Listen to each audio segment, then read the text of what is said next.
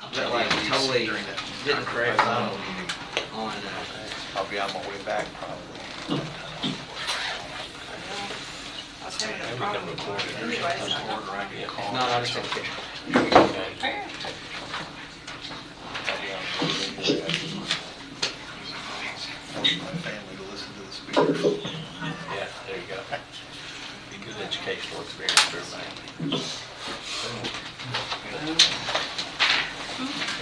Thank you.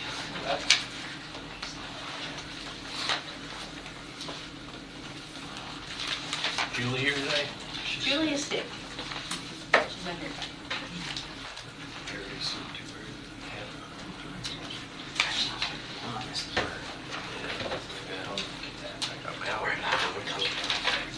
I'm sorry, I was distracted.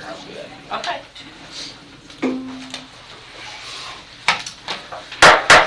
It is 9 o'clock, so we will call this meeting to order. Welcome to everyone that's here with us today. Madam Clerk, has the media been notified, and do we have a quorum? Yes. All right, Magistrate Ellis, would you invoke God's blessing on us today, please? Thank you, Heavenly Father, prayer. Heavenly Father, please be with us today. There are so many needs in our community, in our state, our nation, and around the world. It seems like we can't turn the news on without seeing tragedies at all levels.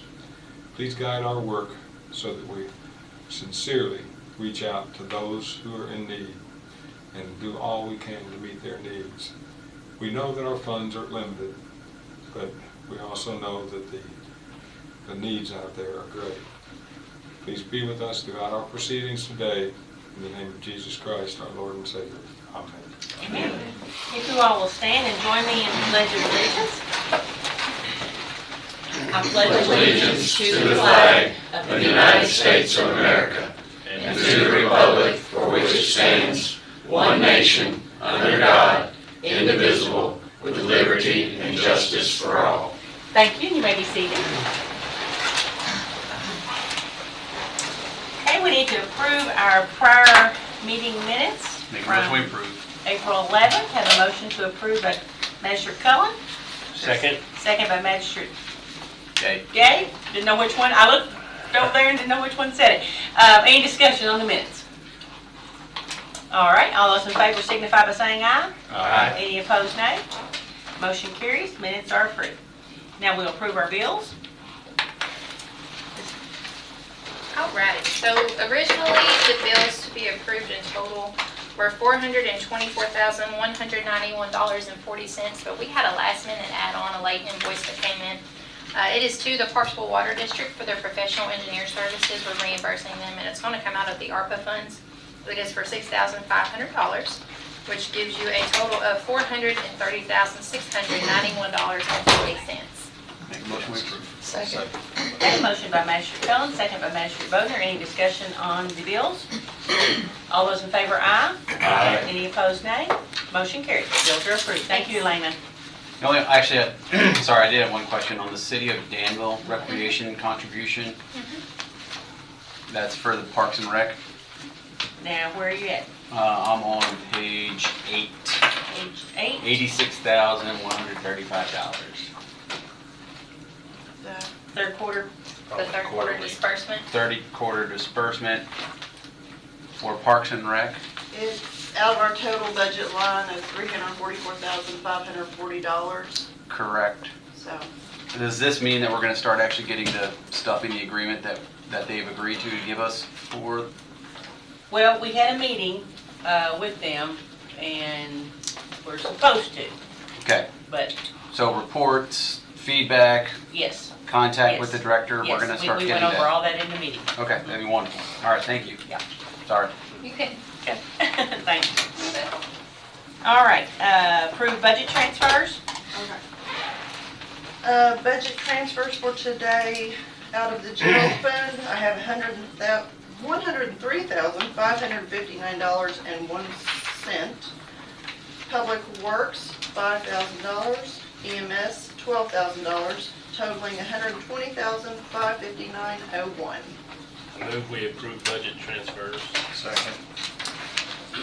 Motion made by Magistrate Gay to approve the budget transfer, seconded by Magistrate Sleeper. Is there any discussion? All those in favor, aye. Aye. Any opposed, nay.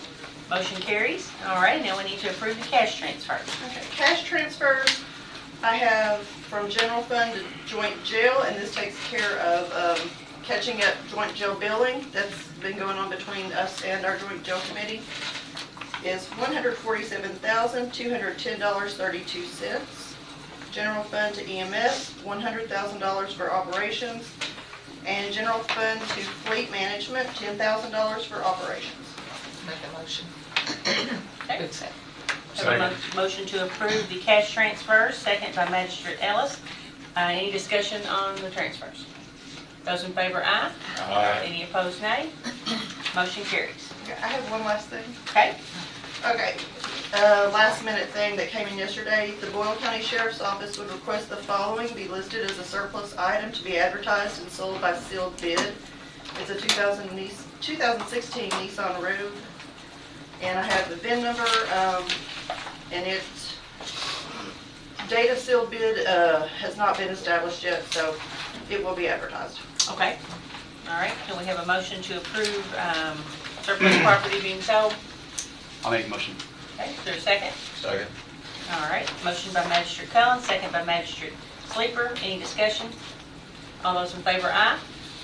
Any opposed, nay. Motion carries. Okay, no old business. Bill, if you can hear me, is Judge Steele on yet? I think she was gonna try to be on at 9:15 from the conversation.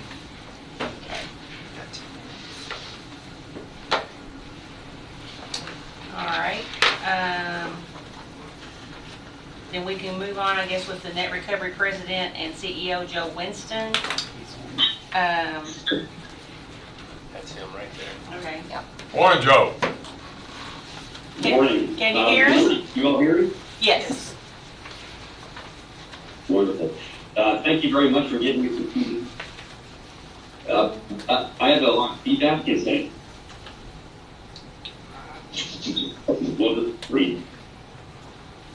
So thank you for giving us a few minutes. I am Joe Winston. I'm the CEO of NET Recovery. We've been researching a new treatment for OUD in Kentucky for the last 12 years. We're testing whether we can treat OUD, opiate use disorder, such that you don't need to take medication every day. So today, the gold standard for treating somebody who is suffering from opiate use disorder is that they would get medication. The thing that we are testing in Kentucky is fairly novel. It is a way that people can be drug-free without taking medication for the rest of their life. We're not a big pharmaceutical company. We're a small family-owned business. What we've done is proposed a study to the Attorney General's office to treat 500 people with opiate use disorder and compare them to 500 people who did not receive treatment. The study is called the SOBER study. That's the Social Benefits of Recovery. And that's an important phrase. What we're measuring is the ability of people to return to normal life. Are they employed? What are their wages? Do they participate in education? Are they arrested or incarcerated? Most studies about opiate use disorder measure, did you overdose or did you die? And those are both very, very tragic outcomes. But that's not the bar that we're trying to overcome. The bar we're trying to get above is, can people who have been treated return to normal life? Can they be productive in their normal life again? So we've requested $3.7 million in settlement funds from the Attorney General's office. We're requesting $1.3 million from a group of counties, as many as 12. This is a collaborative study with both the state and counties. The University of Louisville is providing one of our two principal investigators. The funds that we're requesting from Boyle County, and I appreciate you giving me the opportunity to ask you today, we're asking for $36,000 in settlement funds this year. And we would then ask for $12,000 for each of the next 2 years. And we would see those funds coming from settlement funds. You've probably received about $175,000 in settlement funds at the end of last year. We would look for the funding to come from your settlement funds this year and the next 2 years. In return for that, we would set aside positions for 18 Boyle County residents. And then we would provide turnkey service to you. And the service essentially would be, we identify a person that you could call if you knew somebody who needed treatment or who just needed information. We would help get that person into treatment for somewhere between 1 week and 4 weeks. And then we would help put them into aftercare, either in Boyle County or in one of your neighboring counties, or if they chose somewhere else in Kentucky. Ultimately, that's the person's choice. But what we would do, we commit to working with Boyle County to understand what aftercare do you have in your county, what aftercare potentially are you already funding, what is in your neighboring counties. Ultimately, what we'd like people to do is be able to return to their normal productive lives locally. So as your citizens, people you know, you can observe their recovery. Ultimately, for us, we think this is a chance for drug companies to pay to undo some of the damage that they've done to Kentucky. That was a lot of information in a very short period of time. Do you have any questions for me? Don't have any. Joe, I think when we met at our conference, you talked about the fact that without a blind study, the FDA approval won't come. Is that correct? I did say that. Let me expand on that for a moment. We are doing what's called a pivotal study right now in Kentucky. So we are in 4 different facilities in Kentucky. We're treating a bunch of folks in what's called a double-blinded study. I actually meet with the FDA on Thursday of this week. If they accept the structure of that study, then we will be applying to the FDA for approval at the end of this year. So that study by itself should be sufficient for us to get FDA approval. What we're doing here is a little bit different. Because we're not yet FDA approved, we need to make sure that everything we do is safe. And today, the FDA has a mechanism to do that. And they would have us do what is a clinical study with an institutional review board and meet all of their safety criteria. So the purpose for that is for the FDA to be able to say, what these guys are doing is safe, even though we haven't approved them yet, and they will keep an eye on what we're doing. That's why the proposal to you and to the state is in the form of a study. Our coroner, elected coroner, who's also our emergency room physician, is with us today, and he didn't certainly have the privilege of understanding what we saw a couple of months ago. In my naive approach to this, it seems like the old bone healing apparatus that one of our UK basketball players went through, where he was treated with shock waves or electric current. Am I right that there's something akin to what is happening with your procedure? That's an excellent comparison. The underlying technology is the same, but the way that it works is very different. So that bone healing apparatus, which by the way just works beautifully, it stimulates blood flow around the area of damage. Very effective. What we're doing is a little bit different. We're stimulating back behind the ears, and we're doing 2 things. One is we're helping to drop the withdrawal symptoms so that people don't just feel terrible for 5 days or so and get their appetite back. But the big thing we're doing is we're causing the level of dopamine and serotonin to go back to their pre-addiction level. And by the way, I need to now make my public service announcement. We're not FDA approved. I'm not allowed to make any claims about safety or efficacy. So the things I'm describing are things that we are trying to establish right now in this study. But if that study has a positive outcome, what it will show is that if you stimulate a person like this and restore their levels of dopamine and serotonin, their craving goes away. And if their craving goes away, they can choose not to take drugs. It's not like we give them some kind of magic cloak where drugs don't impact them anymore. It puts them into the state that any of you are in today. You had a choice this morning not to take opiates. What we're trying to do is take people who today are addicted and cannot make that choice. We're looking to give them back that choice. And that's what this simulation accomplishes. Okay. Anybody else have any questions? I don't know that we're ready to make a decision today No. without more information, but we appreciate you being on here and sharing that information with us, and we can discuss it and then make a decision at a little And later perhaps time. we could each get a copy of what we saw on film when we were at the conference too. Okay. Do you have Magistrate Ellis's email? Yes, we've emailed back. I have Bill Nichols' email, yeah. Okay. If you want to email him some of the information that you've talked about, then we can disseminate that among our other magistrates and be able to discuss it a little more in depth. But the thing that I can offer that probably is the most effective is in fact a short video, because then you're not taking my word for it. You have the opportunity to watch Sure. 5 Kentucky residents go through this process. That would be ideal. Bill, I'll send you some links to the video, okay? And I understand that we're one of X number of counties that you would work with. That's correct. Our timeline is we expect the state to come back and respond to us within the next week or so. And if they say yes, then we'll take effectively the first group of counties that add up to $1.3 million. And it could be as many as 12, it could be a smaller number depending on the size of the counties. But we are restricted by the number of people that we treat.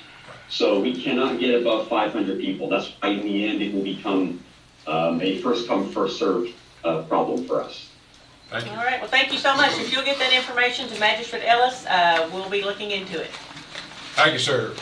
Judge and Magistrate, thank you so much for your time. And Magistrate Nichols, I'll be sending you an email. Thank you. Thank you very much. Have a good day. Thank you very much. Okay, we've got another Zoom. We have Mercer County Judge Executive Sarah Steele. How far? Yeah. Good morning, Judge. How are you? Good morning. Can you guys hear me okay? Yeah, we can hear you. If you'll tell us a little bit about the public meeting that you all had over there concerning the solar farms and just kind of what the general consensus is, and just fill us in a little bit. Sure. Well, first, thank you guys. Several people from Boyle County were able to make it out to our community meeting last week. Mercer County, we kind of, we're crossing territory that I don't think any county has crossed before at this time. Currently, there is a Public Service Commission found on what we refer to in Mercer County as the Wilkinson Farm. Governor Wilkinson lived on this farm, so it's still historically known as that. It is a north 127 when you get off the bypass and you get on back on 127 north. It is a property almost 1,900 acres. This farm a couple years ago came up before the fiscal court, or planning and zoning our fiscal court, for a private development of a solar farm. There was a lot of community backlash. The fiscal court actually voted it down, and they tried a second time to get some zoning ordinances changed and come back and propose again. And a second time, the fiscal court voted it down. Since then, Mercer County realized just how important and how valuable that land was off 127. It is actually one of the top sites in Kentucky right now. We've been working with the Cabinet for Economic Development, our Industrial Development Authority in the last year. This is before I took office. They've just really done a lot of groundwork and figured out that this site is very valuable for jobs.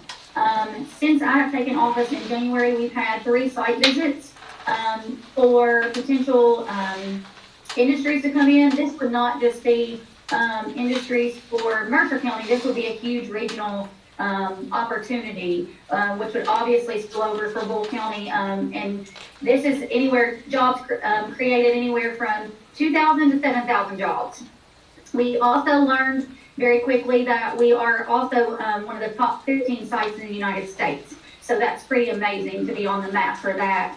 We have, this salt offers mainline rail, two of our major power lines that run through and provide energy. And then, of course, it's on 127, so transportation is a plus. That's why this site is so valuable. But what has happened in the meantime, along the last year, starting in January of 22 especially, they started working diligently with all the stakeholders, all the power companies, all the rail service, gas companies, all those things to make sure when we were doing those site visits that we were ready and that we were prepared to develop such sites. And so at that time, all the stakeholders were there. Well, in late December, we didn't actually learn about it until the first week of January, that LG&E-KU filed a filing at the Public Service Commission to take over that land and for solar development. So even though they were at the table with us all of last year for economic development, they have now decided to, as in part of the, I'm not sure if you guys are aware, but over at KU, the E.W. Brown plant, there's like a decommissioning plan in place to start shutting the coal plant down in the next couple years. And so as part of that plan, they want to develop solar. And so the county filed an intervention along with several other entities. And right now we're just trying to get the word out there. Our community thought this was said and done a couple years ago. They didn't realize this is a potential fate for us, that we're going to have, the local government's going to have no control over what's going on out there. Once this, so this will be heard at the Public Service Commission in August at a public hearing. We did get rights to intervene, so the county has partnered with the city and the Industrial Development Authority. We have an attorney, we have, we've hired witnesses, expert witnesses to go and testify on our behalf of just how valuable this land is to Mercer County and what jobs could bring to us. Also in the meantime, and this is where you guys may start thinking ahead for Boyle County, your community, is that since this filing, we knew that this would not be the only land that they will need in the next several years for solar development, switching over that power plant, because that solar farm will not produce enough energy to replace much of anything at the coal plant. So they're already signing lease agreements throughout Mercer County. We've got a couple lease agreements. A big one is over in Bergen. It's known as the Landrum Farm, Spring Lake Farm. It's 800 acres. They've already filed on that, or they've signed a lease agreement. And we feel like they're going in the same route they went with a couple years ago when they tracked it privately. But we look for potentially them to eventually file at the PSC for the same thing. We don't know. But we also know they're talking to a lot of our farmers. And we also have heard that they are talking to a lot of farmers just right across the county line. I'm sure you guys are aware, some of your local farmers that live just outside of the Bergen area in Boyle County have came to our meeting because they expressed concerns with the same thing. So unfortunately, this is not just an easy thing to deal with, because we want to value the rights of our farmers to be able to use their land as they see fit. But we also want to protect our landowners around, the communities around. The biggest thing that we're facing in Mercer County is where they are trying to place the current filing for the solar farm is surrounding 3 of our major subdivisions, some of our highest valued homes in Mercer County, and it's going to be within like 10 feet of their property line. So. Well, so right now it's just kind of a wait and see process. It sounds like. Lost her You there? signal. Are you there? Can you hear us? I'm here, me. Okay. Yes, yeah.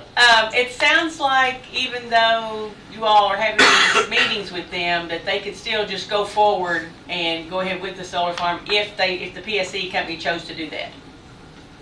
Yes, we have tried. Yes, so it will be up to the PSC at this point. Judge, can you hear us? Because the screen's gone. Can you hear us? There you go. Yes, I can hear you. Can you hear me? Yeah. Yes. Judge Steele, 2 things at your hearing just hit me right between the eyes like a lightning bolt. Number 1, and it's my words, not yours, you were blindsided by the power people. And number 2, yes, sir. If you said it this morning, I missed it, but it sure hit me. And how many jobs would they leave once they put all those panels over 900 acres? They quoted in their PSC filing it will bring 0 jobs. Folks, Yeah. we have to have our eyes and ears open. But we're looking 2,000 to 7,000 with industrial development. So a big difference. Yes. 0 to 2,000 is a big difference. And it's amazing to me that they had to put that in their PSC filing. I mean, that's a stunner. So that was one of the questions in this process, and I've learned a lot. In this process, through the PSC, we get a chance to ask specific questions, and they must answer, and it's the same way on our end. And we proposed a list of questions, and that was one of the questions we asked: how many jobs will this bring to Mercer County? And their answer was 0, and it's public. It's just it's almost sickening, because this isn't something that's just going to affect us in the next couple of years. This is going to be very detrimental in the future, because we're talking about a lot of tax dollars that we are probably going to lose. So it's scary, especially when you guys know all too well on a county budget, you're working very diligently to spend your money, and it's budget season and you don't see revenue coming in, and we see our expenses rising. We never want to raise taxes. We never want to do those things to hurt the pockets of our citizens. So it's scary times, but this is not something Mercer County is just going to face. It's going to spill over. Unfortunately, our location in LG&E and KU, and I should say this, KU has been wonderful in our community. We currently have a solar farm, so it's not that we're just against green energy. We just have to also be protective of our community at the same time, and the effects that this is going to have. Yeah, right. Anybody else have any questions or comments for Judge Steele? Thank you for sharing this information this morning. I know you're getting ready for a court meeting too, so.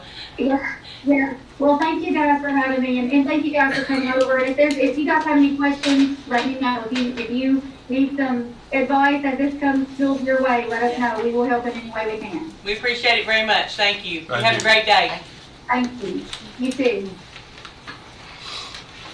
Well, lots to consider and lots to think about and lots to look forward to, I guess.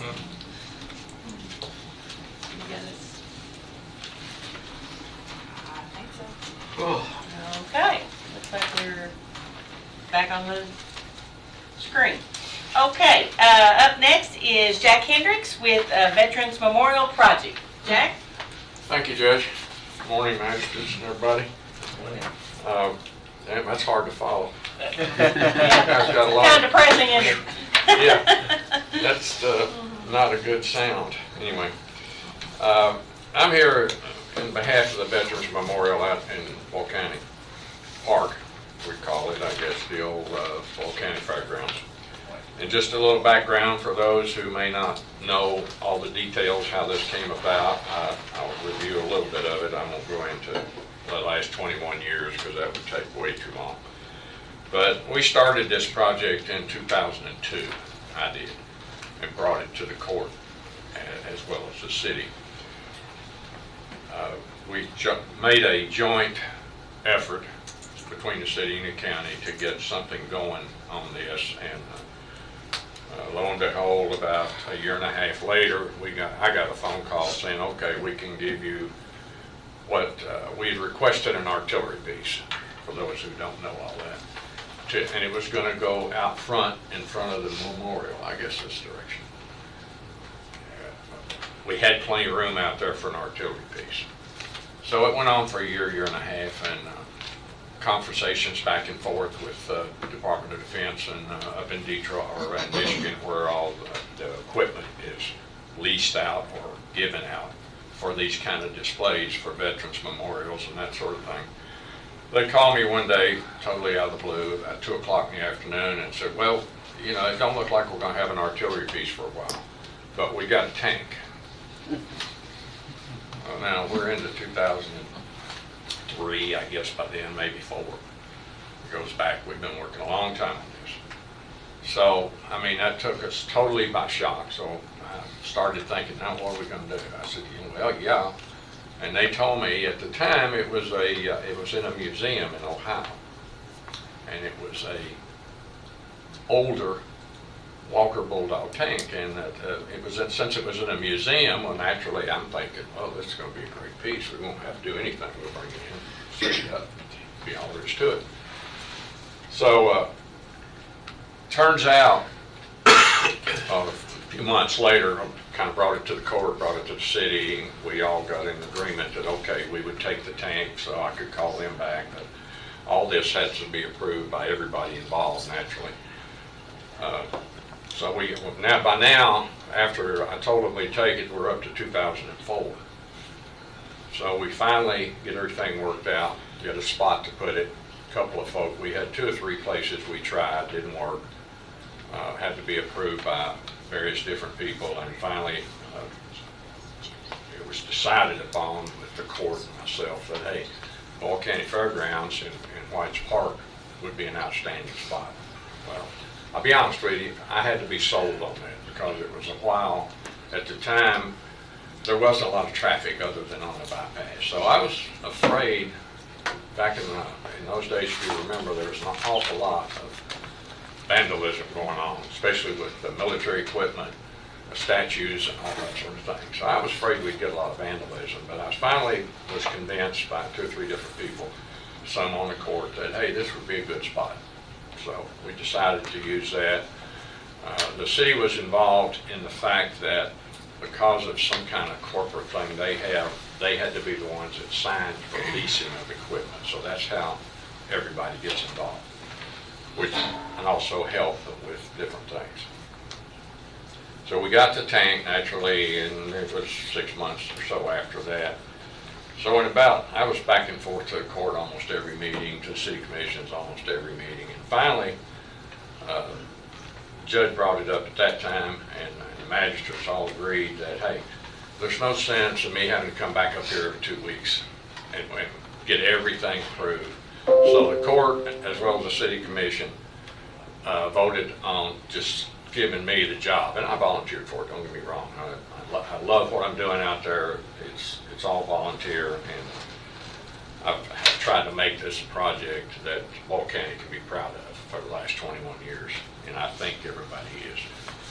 So that's just a little background of where we were, and we started out, and it was we were running donations and that sort of thing through the VFW for obvious reasons. It's connected militarily, but they also had a 501(c), and I had people helping me, volunteers at the VFW.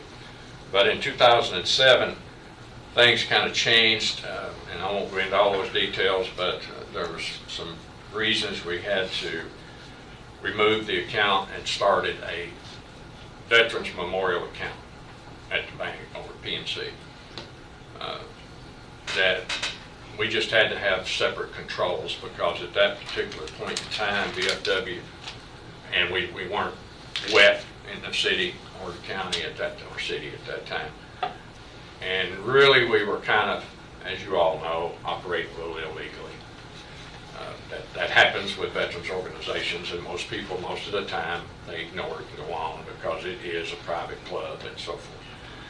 Long story short, we got raided one night because of a complaint or something. They cost the post a lot of money, and we had $4,000 or $5,000 in funds within the VFW, and we didn't know what the outcome was going to be from that as it went through the courts and so forth. So we transferred the money that was in the actual veterans account over to a particular account, a private account.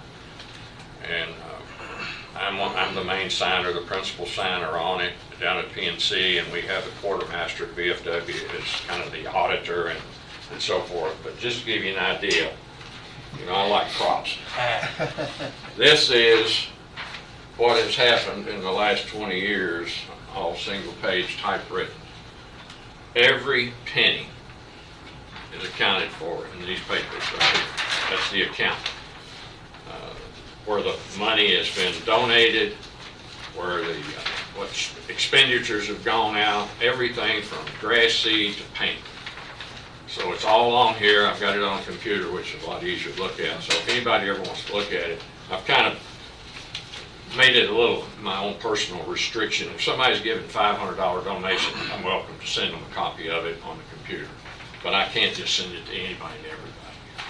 It just would get to be, it's enough work as it is doing all this. But that gives you an idea. In cash money since 2007, we've raised through donations around $55,000 that's gone into everything out there. This is the third time in 21 years, I've had to come to court in the city and say I need a little help. Taxpayer dollars are minimal that we put into this. I think I've got to go back and look at all the numbers and even before in 2000, before we started this account. But I'm thinking that it's been around $2,500 each the city and counties put in over the years.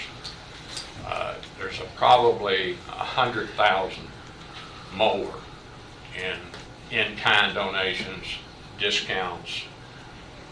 If you want to count my time at $10 an hour, that's $1 million. So anyway, I love doing it. It's great, and this is where we're at right now. The reason I'm coming back this time, I went to the city last night, is we're doing another project, and this was agreed upon, like I said, back in 2004 when the court and the commission gave me the responsibility of taking care of the memorial. Anytime there was a major change, I would come up and let everybody know what was going on. So if you remember going out when you see it, underneath the flagpoles, we put white rock in there years ago. And that's on your website, by the way. And when you see open your website up on Boyle County, it's a very clear aerial photo. And the white rock was beautiful 15 years ago. It's changed, believe me. I've fought it for the last 5 years. At this point, I just can't keep up with it. The weeds, it's taken over. We've gotten our inmates have come out when Barry was there taking care of that and helped with that, getting weeds and so forth pulled. Shepherd's House has come out with volunteers and helped with it. So there's thousands and thousands of hours of volunteer work that's gone into this, believe me, from a lot of different angles.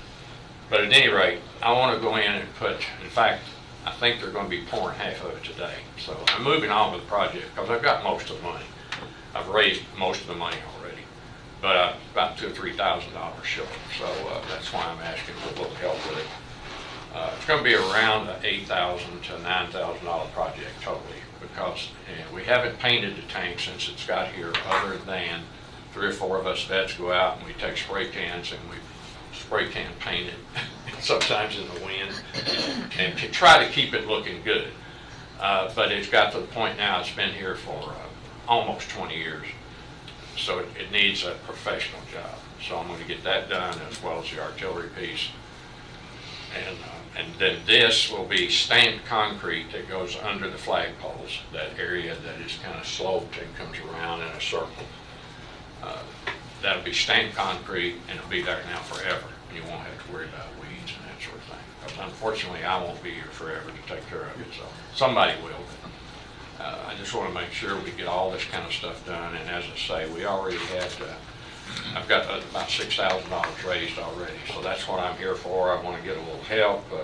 What's the amount that you're asking for? If we can get 1,000, 1,500, anything that's available. You were needing 2,500, right? Yeah, so I've got.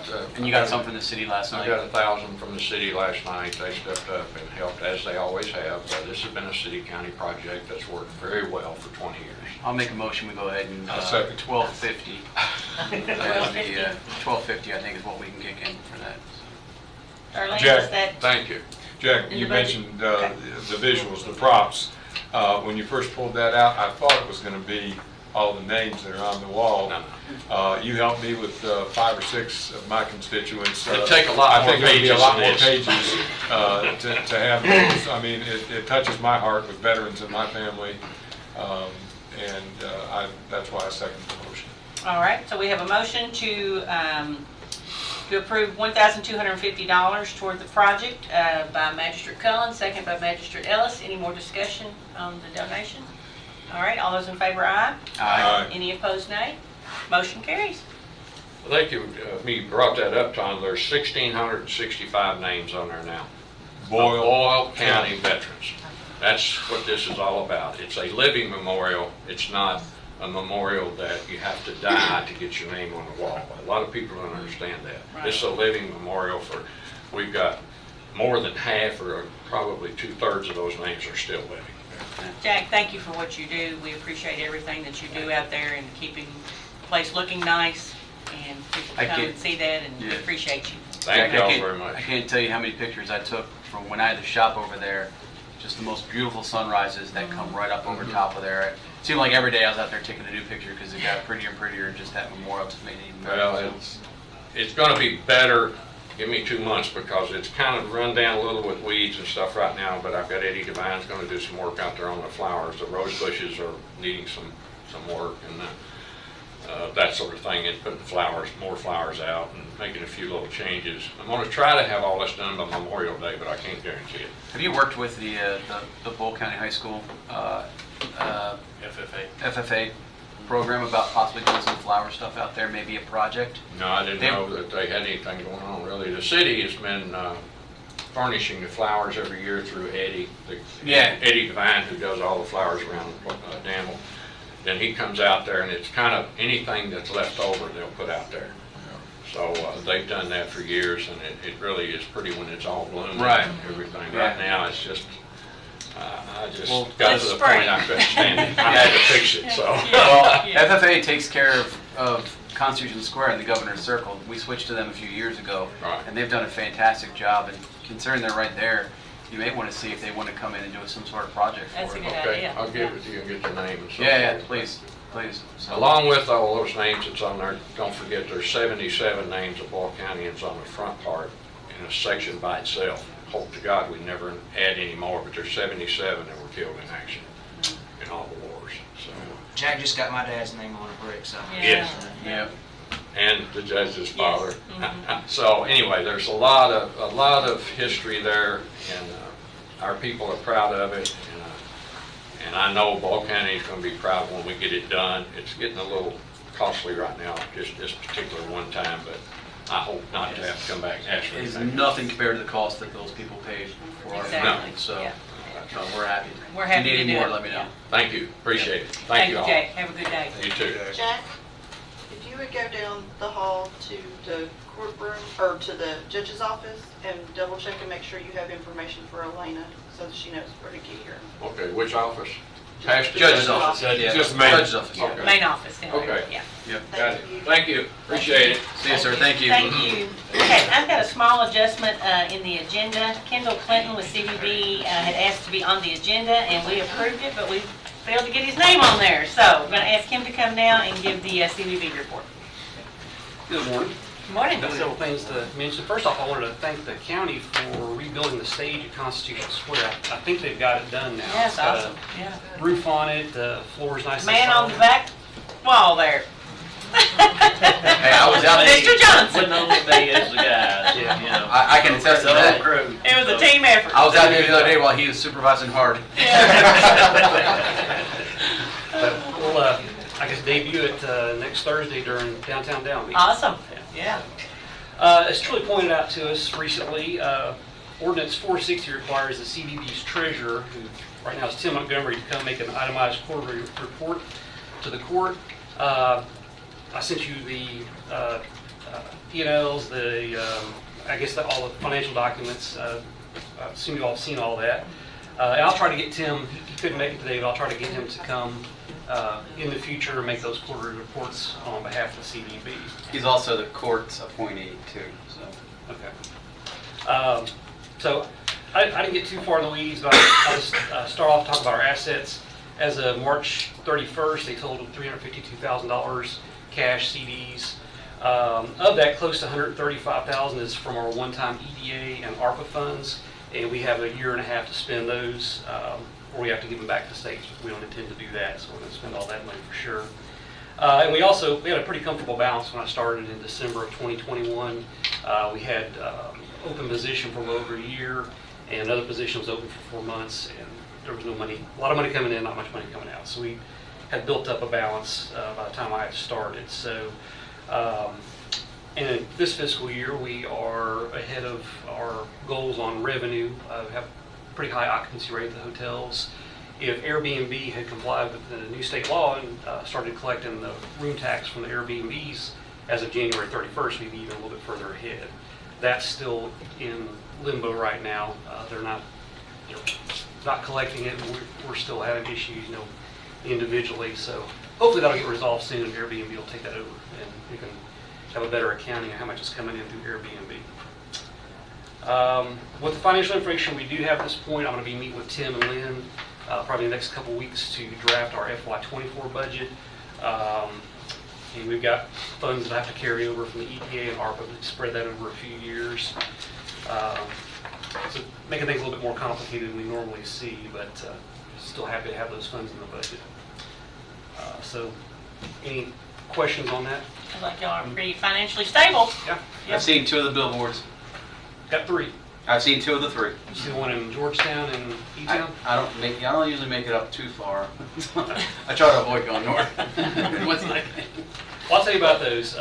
We spent some of our ARPA funds on billboards that specifically lean into promoting our music here. We've got every weekend 8, 10, 12 bands playing somewhere.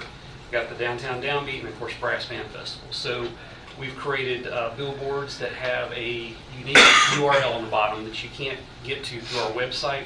You have to actually type it in. And we've already started getting hit. So people are seeing the billboards, typing in the URL, seeing what we've got on there. So once you get to that landing page, we keep it updated every time a new musical acts anywhere in town is added. We put that on there. We've got the, of course, Brass Band, Downtown Downbeat, and we'll keep that updated as long as the billboards are up, and then keep track of that data to see how well they've done. The billboards are on I-75 south in Georgetown, right across from the Kentucky Horse Park. There's one over. That one's hit back kind of far? Yeah, it does. Okay, I haven't seen that one then. Okay. Yeah. That's one home. And there's one in Somerset down 27, trying to get that Ohio lake traffic coming back and forth. And then there's one in Nashville, it's north of Nashville on I-65 where it goes back to 4 lanes. And it's on the right before you get to Whitehall. And it's a real good spot. There's just nothing out there except trees, so there's nothing, you see it. Can't miss it. Can't miss it, yeah. So excited to have those up, and those will be up through June, and then we will do some more billboards in the fall. Don't know what the focus will be, but we'll, I think for that campaign, we'll have one over in Elizabethtown as well. That's just one of our 10 ARPA projects. The others are in various stages of work. Some are getting pretty near completion. In addition to the ARPA funds we're receiving locally, we've partnered with the Bluegrass Tourism Region. We're a member of that, and we've received a $500,000 multi-jurisdictional ARPA allocation that's going to be used for a advertising and marketing campaign that we call Joyride. We're working on that right now and it'll be launched probably this fall, and you'll hear more about it once everything's finalized. So that's a $500,000 project. And yesterday we agreed to partner with 2 other $500,000 projects in the application phase. We don't know if we'll get them, but both of those will be outstanding projects that will help shine a light on Danville, Boyle County, and we have to pay a little bit for the 10% match, but it's just a few $1,000s for what will be a ultimately $500,000 campaign. Yeah.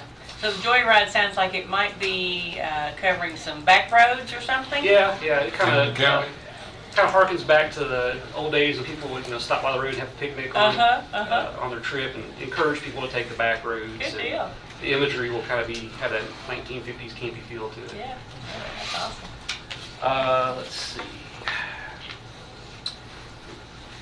Anybody I have an email address has probably received an email from me recently about the Kentucky Living Best in Kentucky campaign, encouraging you all to vote. Well, it worked because Wilderness Trail Distillery is a finalist for Best Bourbon and Best Distillery Tour, and Burke's Bakery is on there for Best Bakery.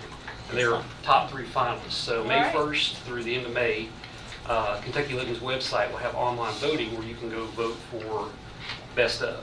And you can actually vote every day. So you're going to get some more emails from me encouraging you to vote. Yeah, let us know. The fact that we became a top 3 finalist just shows that, efforts locally to vote did work.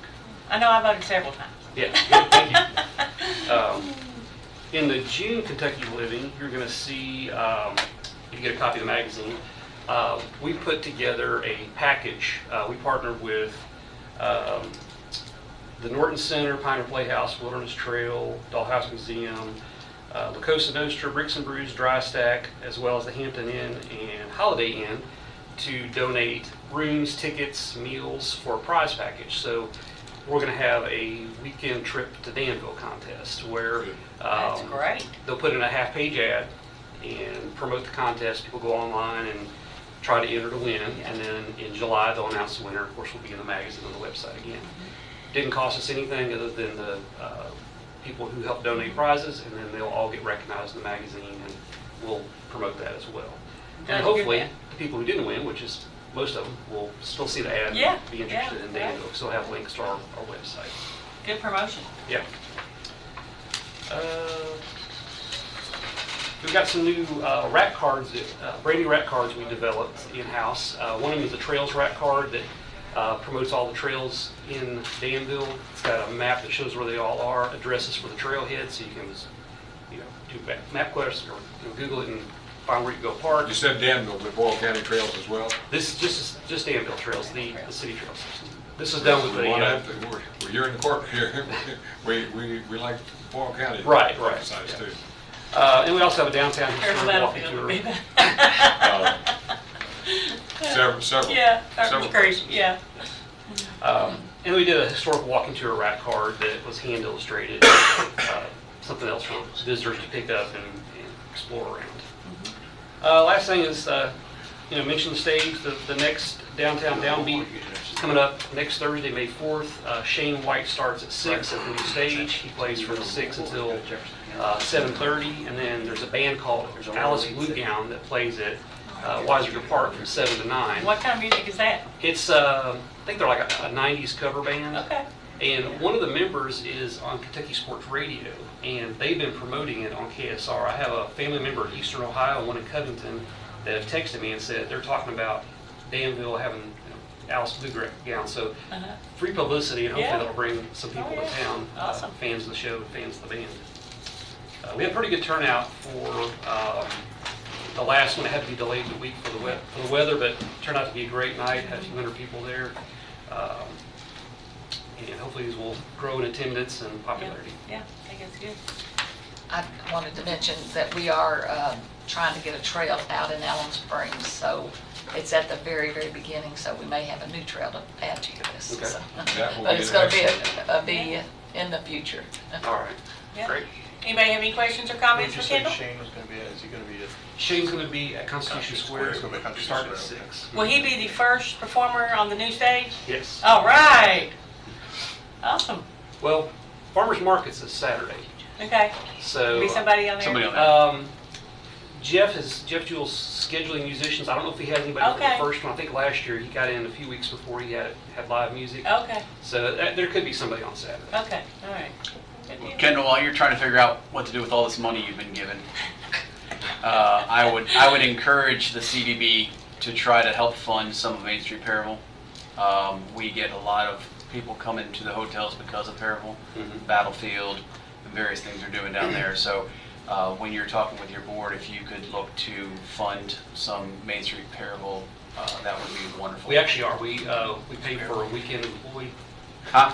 We're paying for a weekend employee since it's a visitor center. Mm-hmm. So Allie had come to us last year to ask if we could help fund that. So There's a lot going on out there. I know you guys, it might have been you that were kind of heading up the Ghost Tour, or you had something to do This with it? weekend. Yeah, go I have nothing to do. We're promoting it. But Promoting, okay. Anyway, but there's a lot going on out there, and so they need more help, and which equates to more dollars. So Right. if you guys could help throw a few $1,000s more their way, that would be great.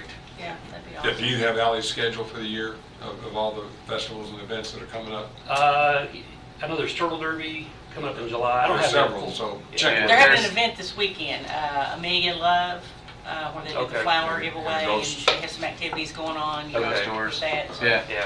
Yeah. But there will be additional needs for funding out there. Yeah, we used to meet once a week on Zoom when I first started, Allie and the EDP and the chamber, and those just kind of went away, but with JJ on board now, I've talked to him about reinstituting those meetings. Good. And we had one, it was kind of last minute, Allie couldn't make it, but we're going to try to get those entities back together, because it really helps for us to communicate. I felt like I knew more about what was going on in Perryville when we're doing those, and Well, we appreciate whatever you all can do for them. Junction as Going well. forward. They've got a lot going on in Junction now.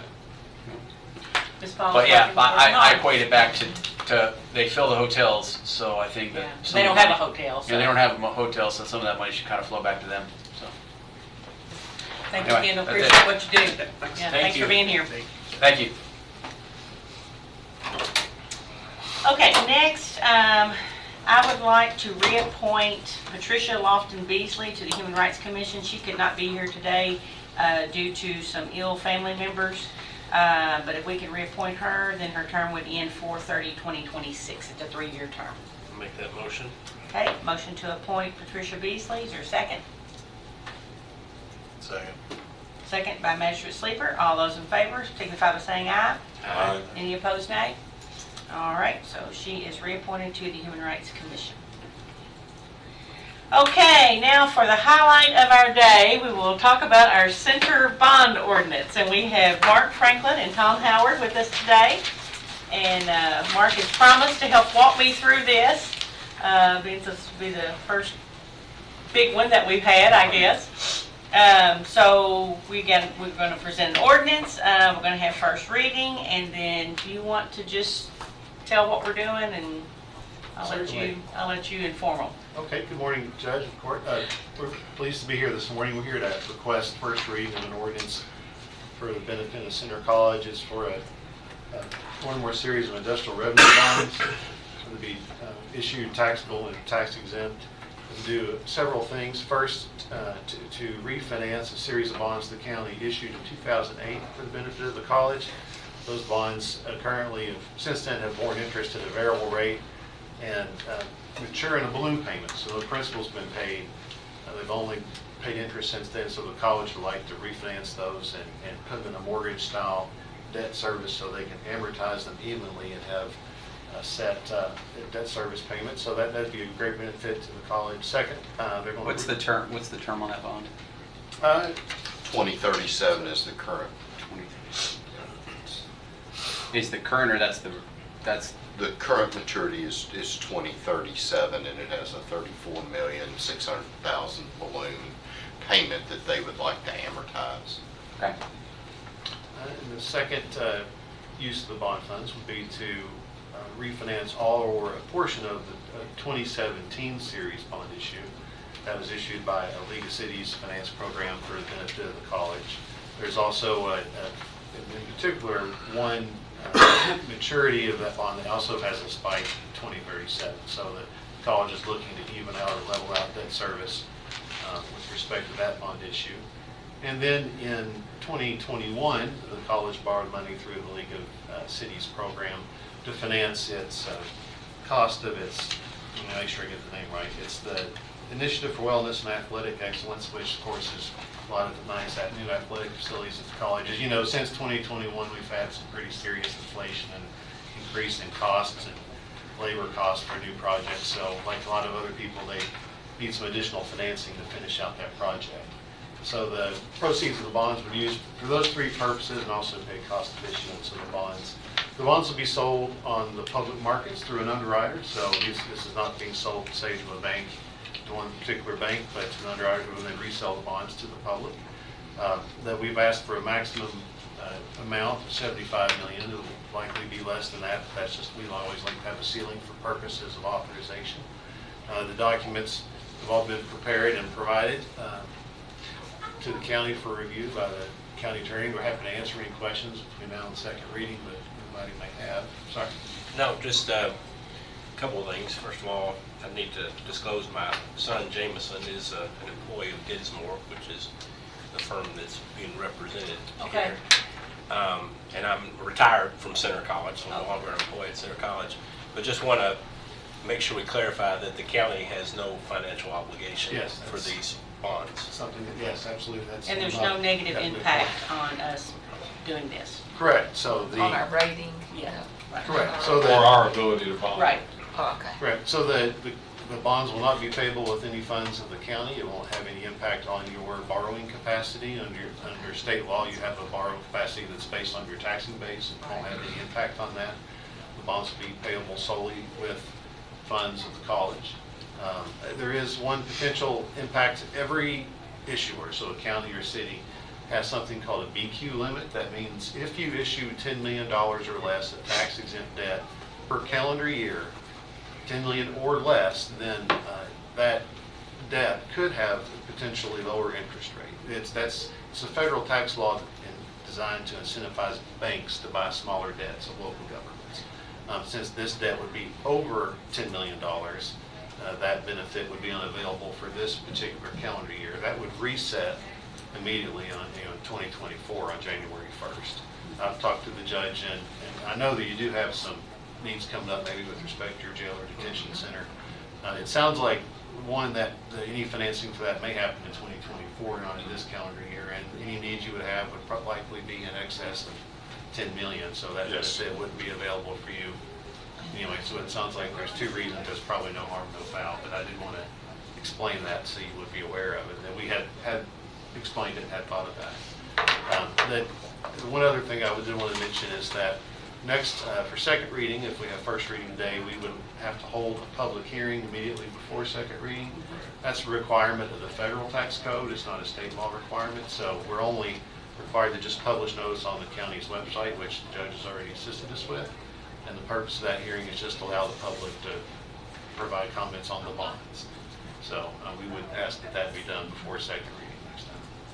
And we would have a representative of the college here at the next meeting for that. We tried to limit it to bring to what we'll bring them next time. That's okay. I'm happy to answer any other questions. So it doesn't have any impact to say within the next 6 months we did need to borrow. You can still borrow tax exempt. Yeah. It would be over the $10 million limit. We would have to be over the $10 million. Yes, you would be. Yeah. So, do we have a motion I'll to make a approve motion the to ordinance? approve the ordinance. Okay. I would make a motion that you rescind yourself from this. To be honest. I disclosed, and I don't think there's any real conflict. Counselor? I mean, it's not affiliated anymore with Right. Center, and your son's not taking part in any of this particular process on the bond, so I don't see there's an issue. Okay, so we have a motion by Magistrate Gay to approve the ordinance, and that's going to be ordinance number 950.25. Is there a second? I'll second. Okay, second by Magistrate Ellis. Any discussion? I am going to read the summary, and it is quite long, but I feel like we need to be transparent to all those in the room and those listening, so just bear with me on this. Summary and notice regarding adoption of ordinance. The County of Boyle, Kentucky hereby gives public notice that at a meeting of the Fiscal Court held in the Boyle County Courthouse, 321 West Main on May 11th, 2023 at 9 a.m., an ordinance identified by its title and summarized as follows was given second reading and adopted by the Fiscal Court of the county. Now this will be at our next meeting, but it tells what we are doing. An ordinance of the Fiscal Court of Boyle County, Kentucky, authorizing the issuance of its educational facilities revenue and refunding revenue bonds, Series 2023, Center College, in one or more series or subseries in an approximate aggregate principal amount of $75 million, authorizing the loan of the proceeds of the bonds to Center College of Kentucky, a Kentucky nonprofit corporation, to finance all or a portion of the cost of various capital improvements to the college. 2, to refund in advance of maturity all or a portion of the county's outstanding college refunding revenue bonds, Series 2008A, Center College Project and Educational Facilities Refunding Revenue Bonds, Series 2017, Center College. 3, fund capitalized interest, if any, and 4, pay cost of issuance of the bonds, approving the sale of the bonds to the purchaser thereof, authorizing the execution and delivery of a loan agreement, trust indenture, bond purchase agreement, and escrow trust agreement governing the sale and issuance of the bonds and the use of the proceeds thereof, approving a preliminary official statement and an official statement to be utilized in the sale of the bonds, authorizing further action by county officials and directing them to take all necessary actions to effectuate the intent and purpose of this ordinance. In summary, the ordinance authorizes the issuance of County of Boyle, Kentucky educational facilities, revenue and refunding revenue bonds, Series 2023, Center College, in one or more series and a maximum aggregate principal amount of $75 million. The Series 2023 bonds for the purpose of 1, financing all or a portion of the remaining cost of the development, acquisition, construction, installation, and equipping of the facilities encompassed by the Initiative for Wellness and Athletic Excellence of Center College of Kentucky, including without limitation an auditorium, field house, fitness and training center, stadium, athletic track, athletic field, track, baseball field, and all accessory structures, lots, and facilities, and the renovation and equipping of other campus facilities at the college, included without limitation student residence facilities, related facilities, and various other capital projects, all of which are to be used by the college at its campus located at 600 West Walnut Street, Danville, Kentucky. In furtherance of its educational purposes, funding in advance of maturity all or a portion of the county's outstanding college refunding revenue bonds, Series 2008A, in an original aggregate principal amount of $34,385,000, including any swap termination fees and educational facilities refunding revenue bonds, Series 2017, in an original aggregate principal amount of $39,155,000, and together with the Series 2008A bonds, both of which have been previously issued by the county for the benefit of the college, funding capitalized interest, if any, and paying cost of issuance of the Series 2023 bonds. The Series 2023 bonds will be issued pursuant to a loan agreement by and between the county and the college and a trust indenture from the county to the U.S. Bank Trust Company National Association. The ordinance authorizes and approves the execution and delivery of the loan agreement, pursuant to which loan payments will be made by the college directly to the trustee on behalf of the county to pay the Series 2023 bonds as authorized by KRS 103.200 to 103.285 inclusive. The indenture which sets forth the terms and conditions upon the Series 2023 bonds are to be secured, issued, and outstanding, a bond purchase agreement, an official statement, an escrow trust agreement, and various related documents. The ordinance permits the sale of a Series 2023 bonds to Hilltop Securities on behalf of itself and PNC Capital Markets LLC under the bond purchase agreement. The interest rates applicable to the Series 2023 bonds will be established by negotiation between Hilltop and the college, but may not exceed 7% under the ordinance. Pursuant to the Act, the Series 2023 bonds will constitute special and limited obligations of the county payable solely and only from payments made by the college under the loan agreement and other collateral of the college, and will not constitute a debt or pecuniary obligation of the county to be payable from any county funds or assets whatsoever. The ordinance authorizes the county judge executive and other county officials to take any other necessary actions and to execute on behalf of the county any necessary or appropriate documents in order to issue and deliver the Series 2023 bonds. The full text of the ordinance and the related documents described above are on file in the office of the undersigned fiscal court clerk, Boyle County Courthouse, 321 West Main Street, Danville, Kentucky, 40422, where they will be available for public inspection between the hours of 9 a.m. and 4:30 p.m. Monday through Friday. Full text of the ordinance is on file in the office of the undersigned fiscal court clerk in the Boyle County Courthouse in Danville, Kentucky, where it is available for public inspection during regular business hours, Monday through Friday. Whew! Take a breath.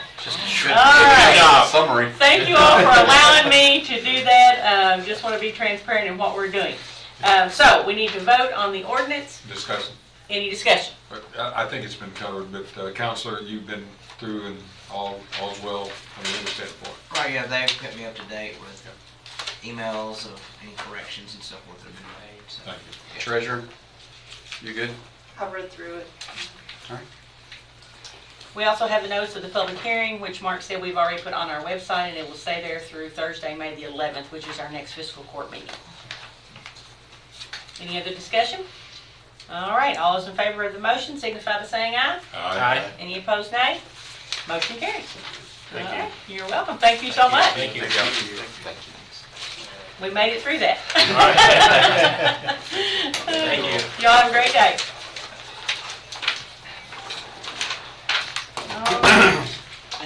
Next is Miss Kari with Humane Society to give us a report. That is me. Good morning, everyone. Good Thanks for morning. having me. I got three quick things to cover today. All right. We talked last month about the Doggy Day Out program that we were launching, and we've done a few of them, and they have been outstanding. And one of them, in fact, before the volunteers could even get out of our parking lot, they asked me if they could adopt Draco. And I said, sure, well, I was thinking they meant later. And I was like, sure, after we get done today, we'll hook up the paperwork, we'll take care of it. She's like, no, I mean now. So Draco didn't even get to go out. He went straight home. Awesome. So yeah, that's looking to be a very good program. People are really excited about it. So Number 2 is a reminder that Doggy Dash is next Saturday, not the 29th, but Derby Day. You're more than welcome to sign up. You don't have to have a dog. I'm signed up. Yeah, of course you are. And we've got 2 really cool shirts this year. We got a bright pink one. That's right. Yep. And we got a bright blue one too. So they're fun, and it's $25, and it's for a great cause, obviously. Number 3, the Humane Society is going to start collecting data on how many folks take advantage of our pet food pantry and other services that we provide. Typically, we have just handed out food, no questions, no keeping up. I mean, and we'll still give out food without, no one has to qualify. But we want to find out where they're coming from, how often they're coming. Is it always at the end of the month? Just to get a little bit of some trends. So that way we can target areas that seem to have the most folks who need our help. And I think, along with your ACOs, they have a lot of, they go on a lot of calls. So we can kind of combine those 2 pieces of information and really start targeting. So we can do, we're going to do remote pet food pantries instead of just having folks come to the shelter. Probably do maybe a flea and tick distribution or other preventative things. So we're kind of working on it. Again, it's something we've been doing, but it's been very informal. I think with the information that we'll come up with, it's going to make it a lot more efficient to take care of the folks that need us. So. You mentioned qualifications. Does a person who has 3 dogs and 2 cats have something for all, or honestly, it really depends on what we have, because we're relying on donations. So Walmart gives us some things. We get a lot of donations from the community. So the pet food pantry quantity varies quite a bit as far as our inventory goes. So you get grants. We don't have a formal. So we've just kind of been playing it by ear. And there's some folks that we know that visit regularly, and they do, they're taking care of 10 community cats, and they have 2 dogs. So we really do, especially with the cat food for the free roaming cats. That's one way we can support them without putting them in a cage. So restate what happens with a feral cat when they're neutered, because I think the public really needs to know this. Sure. Well, you've had an experience with it. Yes, we did. We've got two prongs to the community cat program. We have a gentleman named Cody Chukowski, who is our cat man, and we dispatch him to large areas that don't really have, every area with cats has caretakers. They wouldn't be around if somebody wasn't helping them in some way. However, there are many places that there are several caretakers, and we can't identify who the cats, they're going to a lot of different places. So we send Cody to businesses and large areas that have a bunch of cats to be trapped. He traps them, humanely, obviously, and then takes them to our vet, where we're using a grant from the Joni Bernard Foundation. It is administered through the Bluegrass Area Development District. Then, after they're all fixed, and they get vaccinations too, they get the rabies shot. That helps, prevent the spread of any disease in the community. They're returned, the cats are returned to their outdoor home. And this is, speaking of data, this is something that we learned the hard way here, and many shelters learned the hard way. If you bring an outside cat into a cage, they deteriorate rapidly. They don't want to be inside. They had a great life where they were, and so they ended up getting euthanized a lot because they were ill, or they just weren't friendly by the time we had them in these cages. So there's been, and this started in the 90s elsewhere, but it's taken a lot of, especially the southern states, to get on board with this. But we're on board now, and thanks to your help. So last year we did 650 community cats. And Cody says he wants to work himself out of a job. But I don't think we're going to ever get there. I think we're always going to have to help. But the second prong is utilizing community members. And most folks who are taking care of community cats are absolutely thrilled for us to make the appointment and pay for the surgery and vaccination. So we'll lend them traps if they need them. And again, a lot of times they don't need the traps. They're feeding these cats, so they know them. But then there's the cases where they're fed and they run off and don't come back. So we do use traps for that. Well, the important thing is that they are spayed or neutered. So that means they're not back in the population reproducing again. Exactly. Yeah. And keep in mind, there's a universal sign for a cat that's been fixed and vaccinated. They just take the vets, when they're under for surgery, just take a little tip of their ear off. Doesn't hurt them, doesn't impact anything, but again, it's a way you can see from a distance. If a cat has a tipped ear, good to go. No reason to bother them. Okay. What other questions? Anything else I can answer? Questions or I have one comments? regarding Okay. the doggy dash. Do you have enough volunteers, or do you need more volunteers for the? Well, are you coming out? Because we'll take you. You just committed, Steve. I might commit another family member. Exactly. Voluntold, right? You know, we have a great group of students from Center that will be joining us. But, I mean, even if you don't want to walk or run, just come visit. I mean, you know, we're going to give out medals at the end. We have music. It's a party. Get it? EAW-TY? Yeah. Okay. I think this is my cue to hit the road, huh? Thank you, Kari. We All right. appreciate you coming and Have a giving us great a day. report. Bye-bye. Yeah, thank you. Have a good day. All right, next is our Perryville Mayor, Mayor Miller.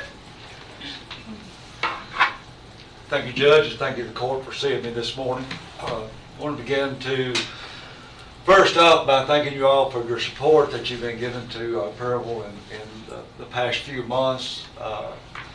When our cruiser, the engine blew up in it, y'all quickly responded and donated a cruiser to us, and we were only without a cruiser for approximately 3 weeks, which is tremendous in the quick response that we got from y'all.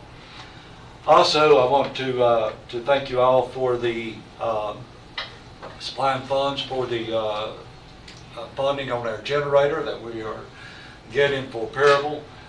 It's a tremendous asset in that grant that we got. It's not only an asset for the city of Perryville, but for western Boyle County. That generator will allow us to keep the city hall up and running in case of emergency, such as like in the ice storm, I think it was 2007, where a lot of the electric was lost out power in the area. And with that, we can be up and going in a matter of minutes. That would allow us to have that command station there at City Hall. And also our basement doubles as a storm shelter in that area too for people that are in the western part of the county. So that would allow us to be able to have electric and have heat and stuff for that in case there is outage of electricity, or in case someone's home is destroyed. We could keep them there until we can find a place for them to go to. So I want to thank y'all and commend y'all for that. Well, on helping with that. Judge, now sure. pass these Yes. out. Now, this is what I wanted to come and see y'all about today. This here, you know that the Senate passed a bill, Senate Bill 141, passing a moratorium on annexation for cities. So Thank you, sir. us being very limited on what we have in our city's funding and bringing in funds for our city to operate, we're very limited now. I know that Perryville's been in existence for over 200 years, and I could not find out anywhere where they have done any kind of annexation or growing during that length of time. And that has put a stress and a strain upon our city government in that prices of stuff keep going up, and in order to be able to keep up with that, we have to increase taxes, and no one wants to increase taxes. It puts a burden on our citizens. But looking at here at Senate Bill 141, I want to bring your attention this part here to Section 3, and I've got it highlighted in yellow and read it to you, just the parts that affect ours so that we don't have to go through the whole thing. Section 3, subsection 1 says a city that has initiated annexation under KRS Chapter 81A on or after March 1st, 2023, but has not completed the annexation prior to the effective date of this act shall not complete the annexation unless it meets the requirements of subsection 3 of this section, in addition to any other statutory requirements for annexation. Subsection 3 reads, annexation within the time limits prescribed in subsections 1 and 2 of this section may proceed or be initiated if the city can demonstrate that, and I'm not going to read the A, B, C, and D. We'll turn over and see section E, which brings to the reason why I've come here, is that the city has received concurrence for the annexation from the fiscal court. So that being said, that is the reason I'm here this morning is to seek your all's approval for allowing the city to proceed with annexation of the areas that are next to the city of Perryville. We got a couple of subdivisions and a small area where roads are split, but yet it still looks like it's part of the city, and they really actually should be part of the city. They get basically all the amenities, per se, of the city because of their location.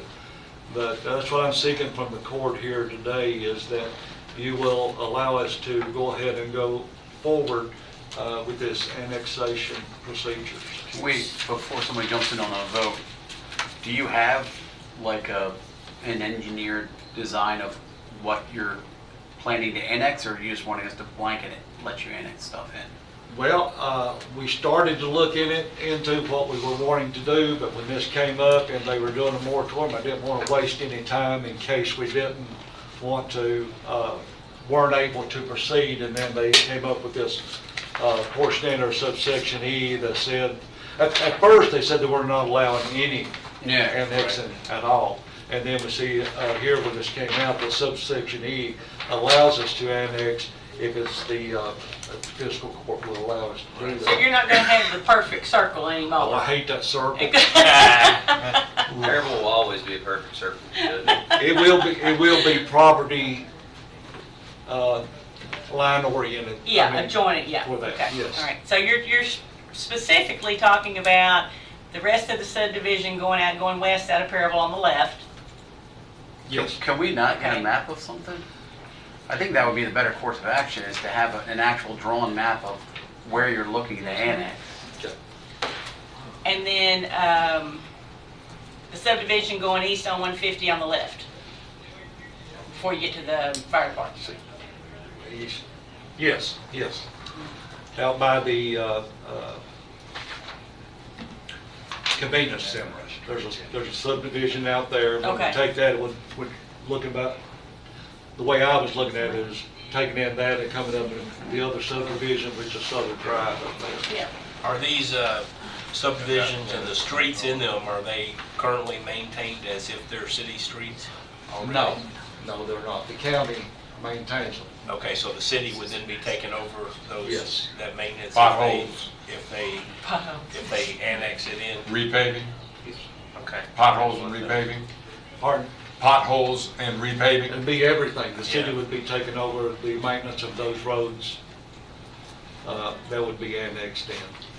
I don't want to put a, I mean, I'm for this, but I would really like some defined boundaries, like an actual schematic of what you're wanting before we actually move on to letting it go through. I mean, I think I that's, think they're probably wanting to annex, an open annexation.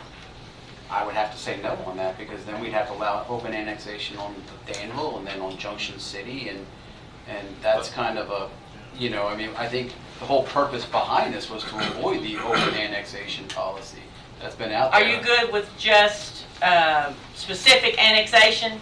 Yes, that's fine.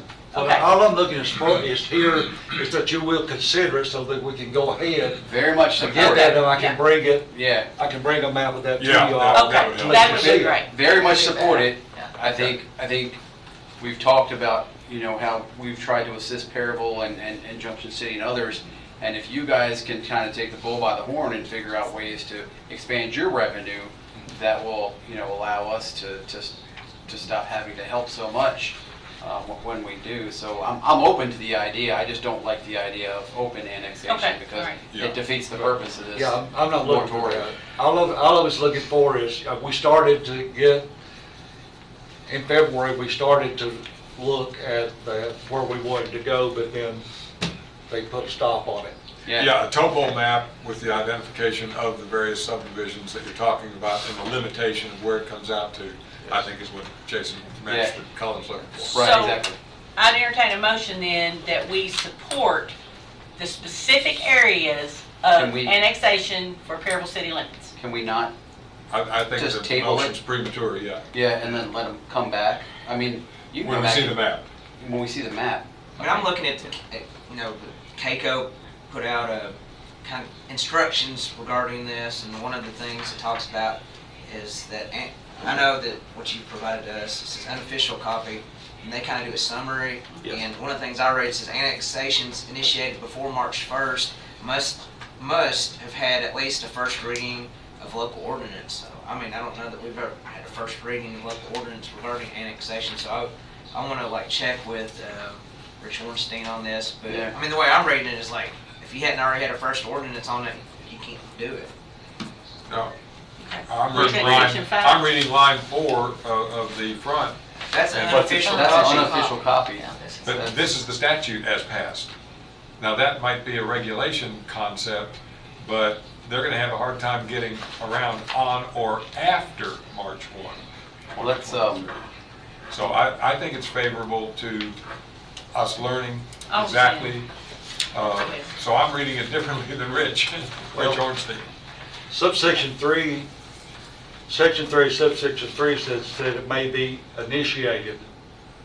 That would mean, I would take that as if it's not been started prior to. If it's been started prior to, then we can go ahead and go with it. But since that, we can actually go and initiate that. I mean, that's the way I would, but I'm no longer. I mean, the definition of initiated, I mean, it's just looking like initiated means you would have had to have a first reading of a local ordinance as to what you're going to annex. Yeah. I don't know, I mean. But you need to verify that. I want to verify that. That's the judge. I would say yeah. we need to do some homework. You all come back with an idea, and then at that point we can get together and give a firm, thumbs up. Yeah, I don't want y'all to get in trouble. Yeah. Well, please, when you contact Rich Ornstein at CAECO, because as soon as Mayor Miller handed this to me, and this is my wordsmithing again, but the intent is on.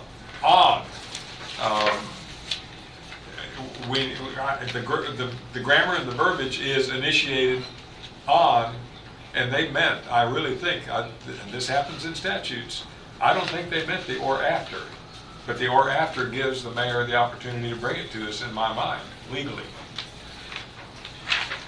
Yeah. Had they left out or after, then I think it would be in doubt that we could do this. And then it logically says this, the city has concurred with, the county has concurred with the city. So I think that one's up in the air. So, Mayor Miller, let us get some more information from CAECO attorney. Thank you. We'll put you back on the agenda for next meeting, and you bring the maps of the property that you want annexed. For our next meeting, please. Yeah, or send it, just email it to me, and I'll get it to Katina, and she can get it to the magistrates. I'll do that. Yeah. Send us the map, and then we'll have you on for next month, and we can come back, and Chris can get information that he needs, and then we'll go forward from there. How's that sound? Appreciate it. Appreciate your consideration. All right. Yeah, we have to be very careful considering other jurisdictions may want to try to annex. We got to make sure we do. Yeah, it puts us in a pot with others that would be awkward at least. Okay. And whatever you all can do to help Main Street Perryville. This is Perryville. We're not talking about Danville right now, okay? You can sit back. Well, you're not involved in Perryville either. Player. So what's I guess this is just a broad question because I have wondered this question: is that what is the harm to the county in any annexation but lost control, because in theory, under a Lost statute revenue. that passed in, I think, We don't. 78, We do, actually. a city like Danville could annex entire county. You're paying double tax. Taxes and stuff. How do we lose revenue? Well, we lose revenue, but we also double tax our citizens because where they went from paying one tax, now they're gonna pay a city tax as well. So we need Well, to. no, that's up to the city, though. That's more of a city issue than it is a county issue. I'm just saying there's no harm for the No, but county. If the county, if somebody in my district comes to me and says, I don't want an additional tax, Well, then they need to talk to the mayor. That's an issue for the mayor. But the ball's in your all's court to keep cities from. yeah, that's the whole point of this You're ordinance. protecting your county Exactly. residents. by Yeah, doing from, that. from just blanket annexation. That's the problem we had with the airport, where several Precisely. individuals did not want to be annexed, but yet they were forced on annex. But again, there's no harm to the county, to the fiscal court, to our Money budget, wise. our coffers. There's no harm. Because we're still, like, I still pay my county taxes just as much as I pay my I think city that, taxes. I'll have to go back to it, but I think the occupational tax is where we get jeopardized. No, we don't. It doesn't change that. insurance tax too. I don't think there's any harm to counties in this, really. Counselor? Counselor? We need that question answered. Yeah. I mean, it could be. I mean, if someone annexes and the city is like a wet, for example, and the county's dry or whatever, I mean, that's not, We'll get more answers. there's but- different Yeah. ways it could affect it besides tax. Yeah. But We'll have those answers at the next meeting too. Okay, Okay. because again, I think that in this case, we're taking roads that the county is currently maintaining and putting them on the city is willing, not putting them on, the And down facility is trees willing and all sorts of things. to take on the responsibility of maintaining and taking care of those roads.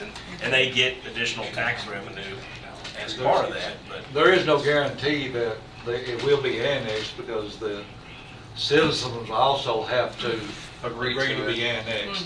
It's not somebody wanting to be annexed, it's we're wanting to annex them in, but we still have to have a hearing. Well, And on Mayor, those. I really want you to What understand, annexation. for example, our guys were not equipped, literally, to take down one ash tree on one small road, and it cost $1,800. And this would also mean, beyond potholes and paving, that when that happens within the new confines, if we were to approve the annexation, that cost would be the city of Danville. Well, they already do Excuse me, that. Perry. They already do that now within their city limits. I mean, they had a huge tree up there by the cemetery that came down during the last windstorm. So, I mean, The that's stuff that they taxes will already do offset. anyway. But It would just wouldn't be your- more of it. Wouldn't your citizens get some more services if they're annexed? I mean, would it help them, or are they already Yes, getting? they would have local police instead of the Right. sheriff's office, hopefully, because we still have problems where our sheriff has to cover parts of Goggin Lane because the city refuses to enforce speed limits out there, so. In the entirety of Junction City right now. Yeah. So, anyway, yeah. Thank you, sir. We'll And we'll also see you on May the 11th. I'd like to thank Sheriff Bottom for increasing the police in our area down there. It's been greatly appreciated, and the people are really appreciative of what you've been doing for us. Thank you, sir. Appreciate it. All right. Thank you. Have a good day. Thank you, Mayor. Okay, next, Sheriff's Office first quarter report. Is that gonna be you, Sheriff Bottoms? It'll be Janice. Okay. But I'll Here get up she here is. for, Okay. I forgot to say last meeting, the city of Danville, city fire department gave us a surplus truck to haul our equipment to a range. We have to use several different ranges when we go to fire because we don't have our own. So it would, it helped lighten the load for us to not wear and tear on one of our cruisers, packing a lot of ammo and stuff around. So I wanted to thank them. Has that been transferred? Yes. Okay. Yes, ma'am. But I have another wonderful person I wanted to recognize here. She's helped my transition in the last 4 months tremendously, and I couldn't do this job without Janice, so I wanted to tell you guys that before. Oh, Yeah. thank you, Before Tyler. she spoke. So. She's awesome. Okay, anyway, we're here to recognize our first quarter, and everybody's got a copy of that. Anybody's got any questions? Gonna let Taylor do it. He said, no, you come in here and do it. You done the work. Oh, that's sweet. Anyhow, and also that we needed to amend the budget because when we actually set the budget up, the salary for the sheriff was not set by the state. And so we had to go back in and amend the sheriff's salary amount. And so we sent a letter out just saying what the differences would be and what the amended and then what the corrected amount would be for the salary for the sheriff and the budget. Okay, so I just want to say that we did not have to approve the first quarter report. We only have to acknowledge quarterly reports, but we do have to approve any amendments to your budget. Okay, so I sent the letter out for that and this. Make a motion that we approve the amended. Second. Okay, motion by Magistrate Gay to approve the amendment to the 2023 annual budget for the Sheriff's Department and second by Magistrate Bodner. Is there any discussion on the amendment? All those in favor, aye. Aye. Any opposed, nay? Motion carries. And I felt it was a conflict of interest, so that's why I had Janice No. do the amendment. Oh, I'm sure that's what it was. That's fine. And I could get the judge to sign those Okay. for me, and thank you, and y'all have a wonderful day. Thank you. And Judge, while you're signing that, just to educate our magistrate here, the insurance premium tax and occupational license fees are what is harmed. If we have an insurance premium tax in the county and the city annexes, the county loses that and it's all given to the city. And then where we're over 30,000, we have to, Go to a public hearing. well, We'll fix it population later. where the tax rate is We'll capped fix at it, 1% sorry. must be credited against the city rate.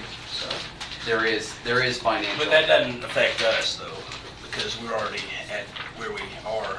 And so I think it has implications for other Anything we do in the counties. future, I think so. providing occupational Thank you, license Tyler. fee will affect us because we're above 30,000. Well, it already is the case. Yes. No matter whether they're Yes, annexed but or not. several So years we're ago. stymied. Yes, so Yeah. several years ago We when we can't raised it, we did it Raise because, anything anymore. yeah, anything we No. do. Yeah.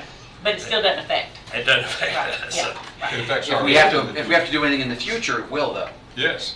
No, because we can't raise it anymore because now we're over No, 30. we can raise it, but we lose a good portion of what we raise. We're still allowed to raise taxes. Not that we want to, but we're still allowed to. annexation does not affect us. Property adversely. tax, yes, not Occupational occupational tax. license fee as well. No. That's according to Keiko, but I don't mind. I did find another thing on KCO, so I'm looking a little bit more. There's exemptions, annexations where the county and city are in agreement. So if like the city just wanted to do it, go rogue and we weren't in agreement, then that wouldn't happen. But if we're both in agreement, then that's okay, but I do think that we can't just have a broad, an annex and we'll let you know later what we're gonna annex. I think it needs to be very That's never been specific. the intent with the mayor of Perryville, and I was in conversations with Keiko. That's why I knew that this was an incorrect interpretation 10, 15 minutes ago. So we'll be clear. And that's, my point though is that I think it has adverse effects for other counties. My point is just the way that our taxes are structured here, I don't really see there are any adverse implications. I'm going to take up here from Magistrate Cullen. We are now forced, and I hope in my tenure I will never have to ask for this, but if we wanted to raise those taxes mentioned by Magistrate Cullen, we have to go to a public referendum on it. If they're desperately needed, I could see myself in the future voting, but that's going to be a hard vote to ever make. But the point is, yes, it does impact. And we have already seen the implications when a very narrow band, I called it a kite string, went all the way out to annex in the airport. So that's the whole intent of this legislation, is to protect the interest of both cities and counties in Kentucky. And to give the people in that area more of a voice. That's really what it comes down to. You had several people that didn't want it, and this happens all over the state. And so it gives the opportunity for the county to kind of check these rogue annexations everywhere. Okay, so let's let Attorney Herron investigate this and talk with Keiko, and then we'll discuss You have all Attorney this. Cullen and Attorney Ellis. I know, right? You know, and Attorney Gay here, not actually the one with the law degree. We slept at a Holiday Inn last night. I'm gonna refer The best Western to plus. Attorney Herron. Okay, Mr. Johnson, come on up. I'm not an attorney, so I don't know. It's all right, Makes you're in good sense. company then. I'm giving out medical advice next. You got to talk about Pumpkin Run. Bids. Oh my gosh. I think y'all got all the information on that, but anyway, we received 2 bids to do the Pumpkin Run culvert. No comparison. How much difference that was, I don't understand, but anyway, I just need your all's okay to follow through with that. You want and, Ford Contracting, is that the one you recommend? Yes. I'll make a motion, we approve that. I see. Yeah. I missed the whole thing. Okay, motion to approve by Magistrate Cullen, second by Magistrate Bodner. Any discussion? Nope. All those in favor, aye? Aye. Any opposed, nay? Motion carries. Looky there. Hey, man, that You was did slick. But I got one other thing. I'm gonna ask Angie to come up and talk about a grant that is out there to do a, it's your turn. Did you mention Like that I we got really the money know. for the culvert? Yes, The emergency yes, funds? yes. We've received half that money, and then when the project's done, they'll send us the other half. Of course, that was on emergency funding, so that's a 80-20 20 deal. So got it. We go okay. Yeah, thank you. You go Just ahead wanted and to talk. know. You go ahead and talk Like about I the- know what I'm talking about here, but I it's, think I got Roger yeah, here. Yeah. So, the Divisional Waste Management offers a grant called the RMA grant, which is the Rubber Modified Asphalt Grant. Trilly was with me when we done the grant training, which, you know, you do a mile, this grant pays for a mile. However, we can. Does this mean you're taking in more tires?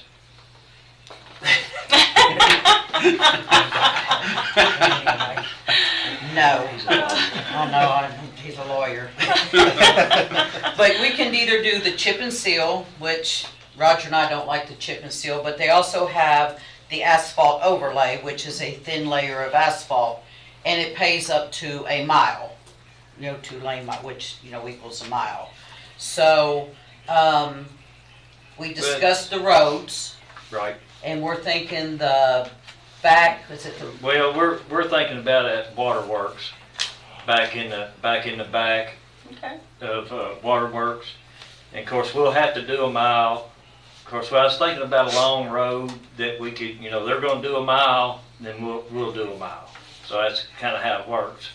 And so I was thinking of Waterworks, you know, back in the back area, which it needs surfacing anyway, so we could do that. And there's a lot of traffic back in And, there well, too. and It needs to be like on a And the state's fairly gonna like wide- that because basically Yeah. it is a experiment. Of Yeah. course, they're gonna come down, they're gonna put signage that this is a test site, you Right. know, and they'll be keeping tabs, you know, for the next 5 years of how well it does. Mm-hmm. Everybody had good things to say. I think they only had one project they told us that really didn't hold up, but, And this is everybody a had rubber good and things. asphalt mix, right? No, that would be the chip and seal. Oh, the This chip- is just okay, like this a is- thin layer Oh. of, like Yeah. an asphalt. Mm-hmm. If it was, the Rubberized. chip, it would, then it Well, would be aggregate. we could actually do either one there. We just haven't I think- haven't made up our mind actually But I yet. think the rubber, that overlay would be better. I like Okay, that. I okay. like that. Okay. Hey, you Yeah, don't- okay. You're Hey, right. I'm want good. Hey, you don't argue the woman. No, You don't argue the no, woman I that's didn't. This Angie. grant is due next week. Yeah. You know, we haven't done it yet, you Great. know, this is a quick thing. It's due next week, so we just made permission to do this and allow Trilly to sign it when we're I'll ready to make a take it. motion, we go ahead and approve you guys going Second. through this. And me, Yeah. Shannon? And then Judge Shannon. All right. Motion by Magistrate Cullen, second by Magistrate Ellis. Any One discussion? don't work without the other. And we'll bring it back to you just so you can see what we done, you know, what we turned in and she signed. I like this idea. I think you picked a good road to do it on because Great I know road, they great said district. high traffic, Great. high traffic Well, of areas. course you would, you know, so. we And had- it'd be good for us to see how it works and how it holds up and if we want Right. to do it again, you know, on another road at some point. Exactly. Right. All right. All those in favor of the motion signify by saying aye. Aye. Any opposed, nay? Motion carries. Thank you, Angie, for carrying the torch on this. Thanks, and Roger, thank you, for- Roger, for Any questions? picking a road. Good, everything good? We're all good. All right, Thank you. thank you. Thank both of you. Okay, next is comp time agreement with Make a Shannon. motion we approve. Tell us who it is, Shannon. Is it Dutch? Can't remember. Martin. Dutch Martin. That's Martin. Okay. Second. Motion made by Magistrate Cullen, second by Magistrate Gay. Any discussion? All those in favor, aye. Aye. Any opposed, nay. Motion carries. Thank you, ma'am. And Anything then I else? got the incentive letters too. Oh, yeah. Yeah, let's not forget those. Okay, so we How they get had, paid out the same year? That never happens for us. don't fuss. No, I know. No question. I had to wait like 6 months to get mine. I make the motion they buy lunch today. Oh, okay. Second. All right, so we have yours truly, 40-hour training. We have Magistrate Sleeper and we have Magistrate Bodner, and they are all first step incentive payments. Okay. Motion to approve all three? Yeah. Made by Magistrate Gay, second. Second. By Magistrate Cullen. Any discussion? All those in favor signify by saying aye. Aye. Any opposed, nay. Well done. Good job. Motion carries. It just shows you that we've been hard at work our first 4 months. I know there's even a picture in the County Line magazine to prove it. Oh, yeah? Haven't seen it. that picture with me, so. Yeah. Oh, all right. Of course you have that. Awesome. That you're all hard at work. In your training hours. There it is. Oh, yeah, how about that? I hadn't seen that yet. Pass that around. Yeah, Yeah. awesome. Nobody pays attention to that. Anything else, Shannon? That's it. That's it? Okay, thank you, ma'am. Thank you. Appreciate it. Thank you, Shannon. Thank you, Shannon. All The rest right. of us have been here taking care of the county while you guys are off. Flying around. Next is We're quarter learning, you're right. grant, first quarter statute. Yeah. Come on up, sir. I remember that. Julie, have you seen this? I haven't, I've got a book in there. Good picture. Oh, yeah, we're discussing things. You all are discussing, I'm just listening. Yeah. Yes, Hello, sir. good morning. I just wanted to get I was gonna try to start doing a quarterly report to the court, just about the activity of the coroner's office. I don't think it's been done before. Overall, the coroner's office responded to 65 calls for service. 30 of those have been cremation investigations or approvals, which typically don't take a whole lot of time. We've had 35 scene responses. Of those, part of my job is to rule a manner and cause of death. 22 were determined to be natural, 8 accidental, 3 suicides, no homicides. Of the accidentals, we've had 7 overdoses and 1 traumatic injury. The traumatic injury actually occurred out of county, but was transported in. Of the suicides, we had 1 overdose and 2 gunshot wounds. Overall, looking at the overall causes of the death, and keep in mind these are just deaths that we either respond to at the scene or respond to at the hospital. We've had 14 cardiac related as the leading cause of death, and then second, unfortunately, has been illicit drug overdoses at 8. And then we've had a smattering of others that haven't exceeded 3. In addition to those 8 overdose deaths, we have 2 that still yet to have a determined cause, one of which we probably will never determine a cause, but based on the history and investigation, both of those are probably drug related as well. I just thought that was good information for the court. And the coroner's office is now going to be compiling these types of statistics, so should grant money become available or we need such data, we'll have both the statistical analysis of what's actually occurring in the community and also the coroner's reports and the toxicologies to present if the grant money becomes available. Also, I've sort of missed the presentation, I think, in the beginning, but if you would like a physician opinion on that, I'm more than happy to review that data at the court. You took some We'll questions share that. right on. Yeah, We'll share that with I'm you. glad we took no action because that was where Yeah. I was going to go with you, and also I thought it'd be good to involve Shepherd's House. On the service, I'd be hesitant, but I would need to look into it more. It was an We'll make sure we extraordinary share. presentation when we were all together with, And it would be great to have an answer to something without another drug that they have to. It would be, listen. it would be. Awesome. Yeah, but I'm happy if you get the data, if you want to Okay. forward it to my email, I'll take a look at it. I'll include you when I get the distribution. Yeah, and it'll be something we have Net to recovery. look at pretty quickly if we're gonna. But it is implement. pretty alarming. In our community, we have been touched by the drug epidemic. I don't think as severely as some other communities.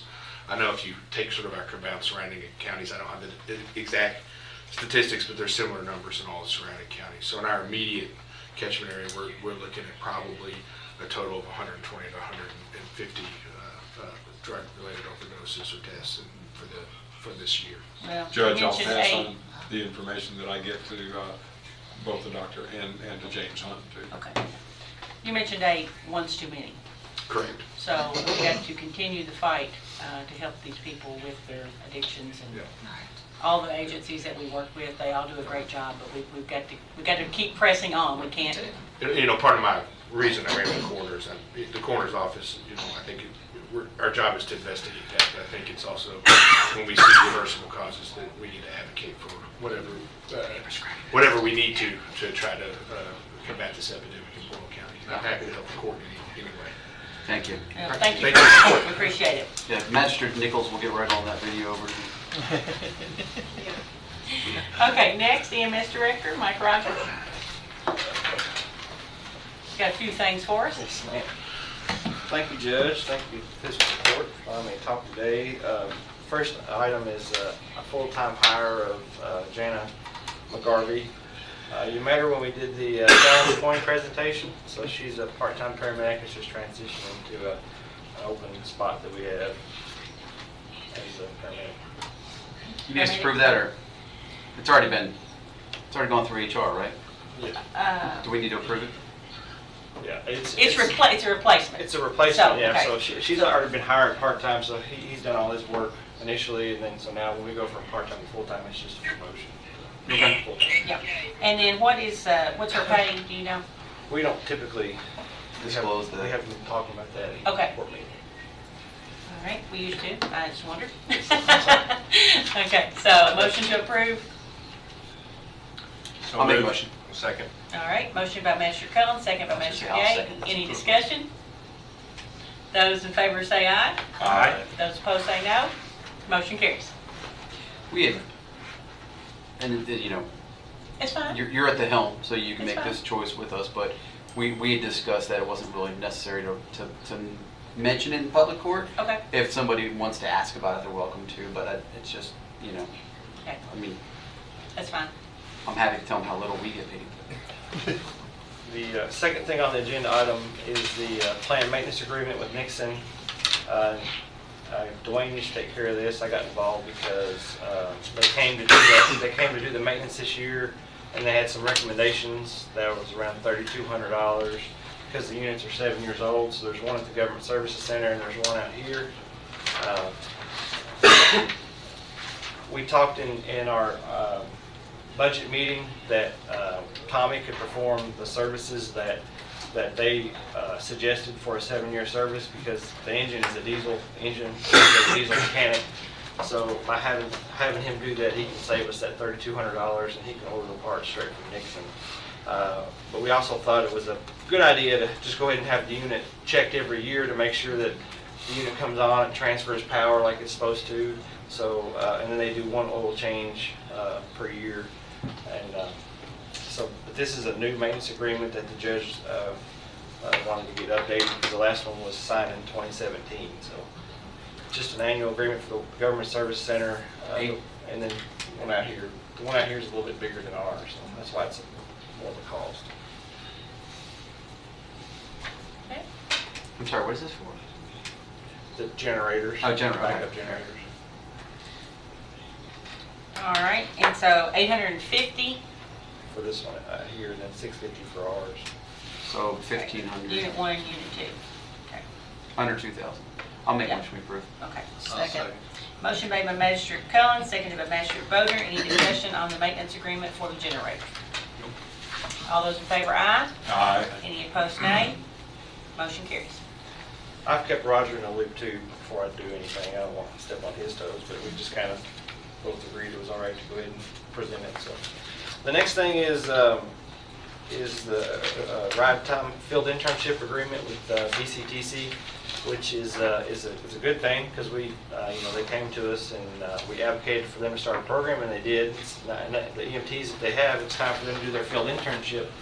So they schedule time with us, and then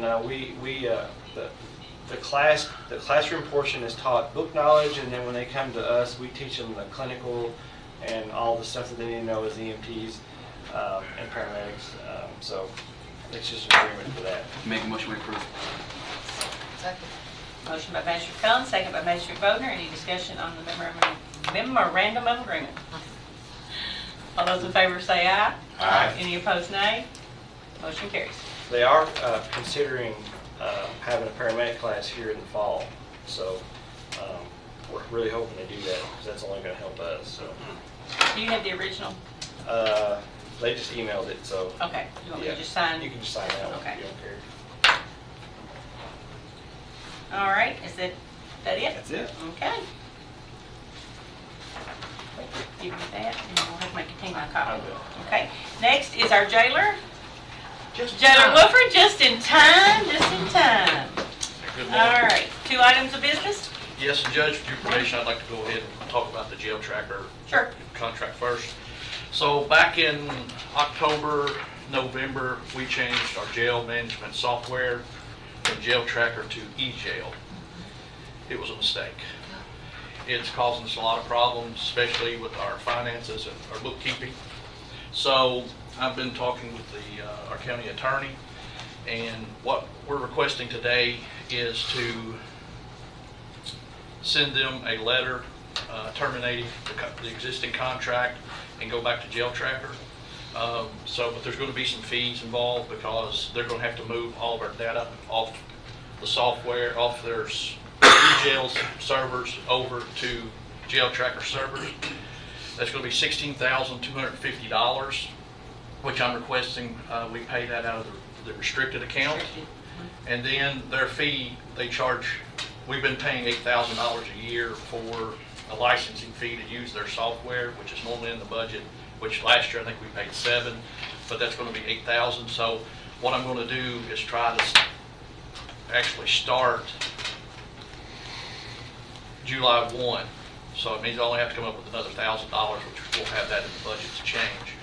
But, so I'm requesting permission to terminate, for the county attorney to send them a letter to terminate the contract because of all the difficulties. Basically, we've been sold a lemon. And I want to mention that joint jail met Friday. This was approved in joint jail committee. So, and the $1,000 was added to the restricted. that's right. So that makes that $17,250. Yes. Correct. And that'll be, like I say, to pay that out of the restricted account, which we have. Darlene, do you know the? We have about $585,000 in restricted funds. So I have a motion to Motion's made. approve. Yes. Second. Thank you. Motion by Magistrate Ellis, second by Magistrate Bodner. Any discussion? All those in favor, aye. Aye. Any opposed, nay. Motion carries. Thank you. So the second one on there is the jail contract, and I'm taking that's with Mercer. So joint jail met on Friday and basically recommended that we start a work group which will consist of Magistrate Ellis, Magistrate Gay, and then 2 of their magistrates and myself. So they're interested in looking at other options.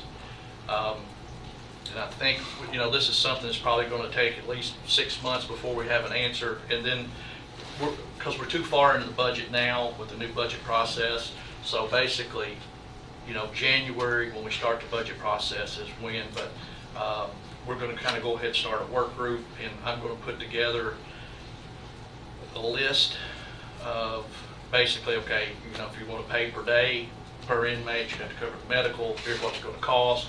If we have to set it at the hospital, here's what the fee is. Those things, get some options, and then I will give those to, or the work group will submit those to the judge and county attorney, and then kind of start moving forward on that process. So I guess with your all's permission, I don't. Right. We'd like to have a cutoff date placed before we start budget process next 2024.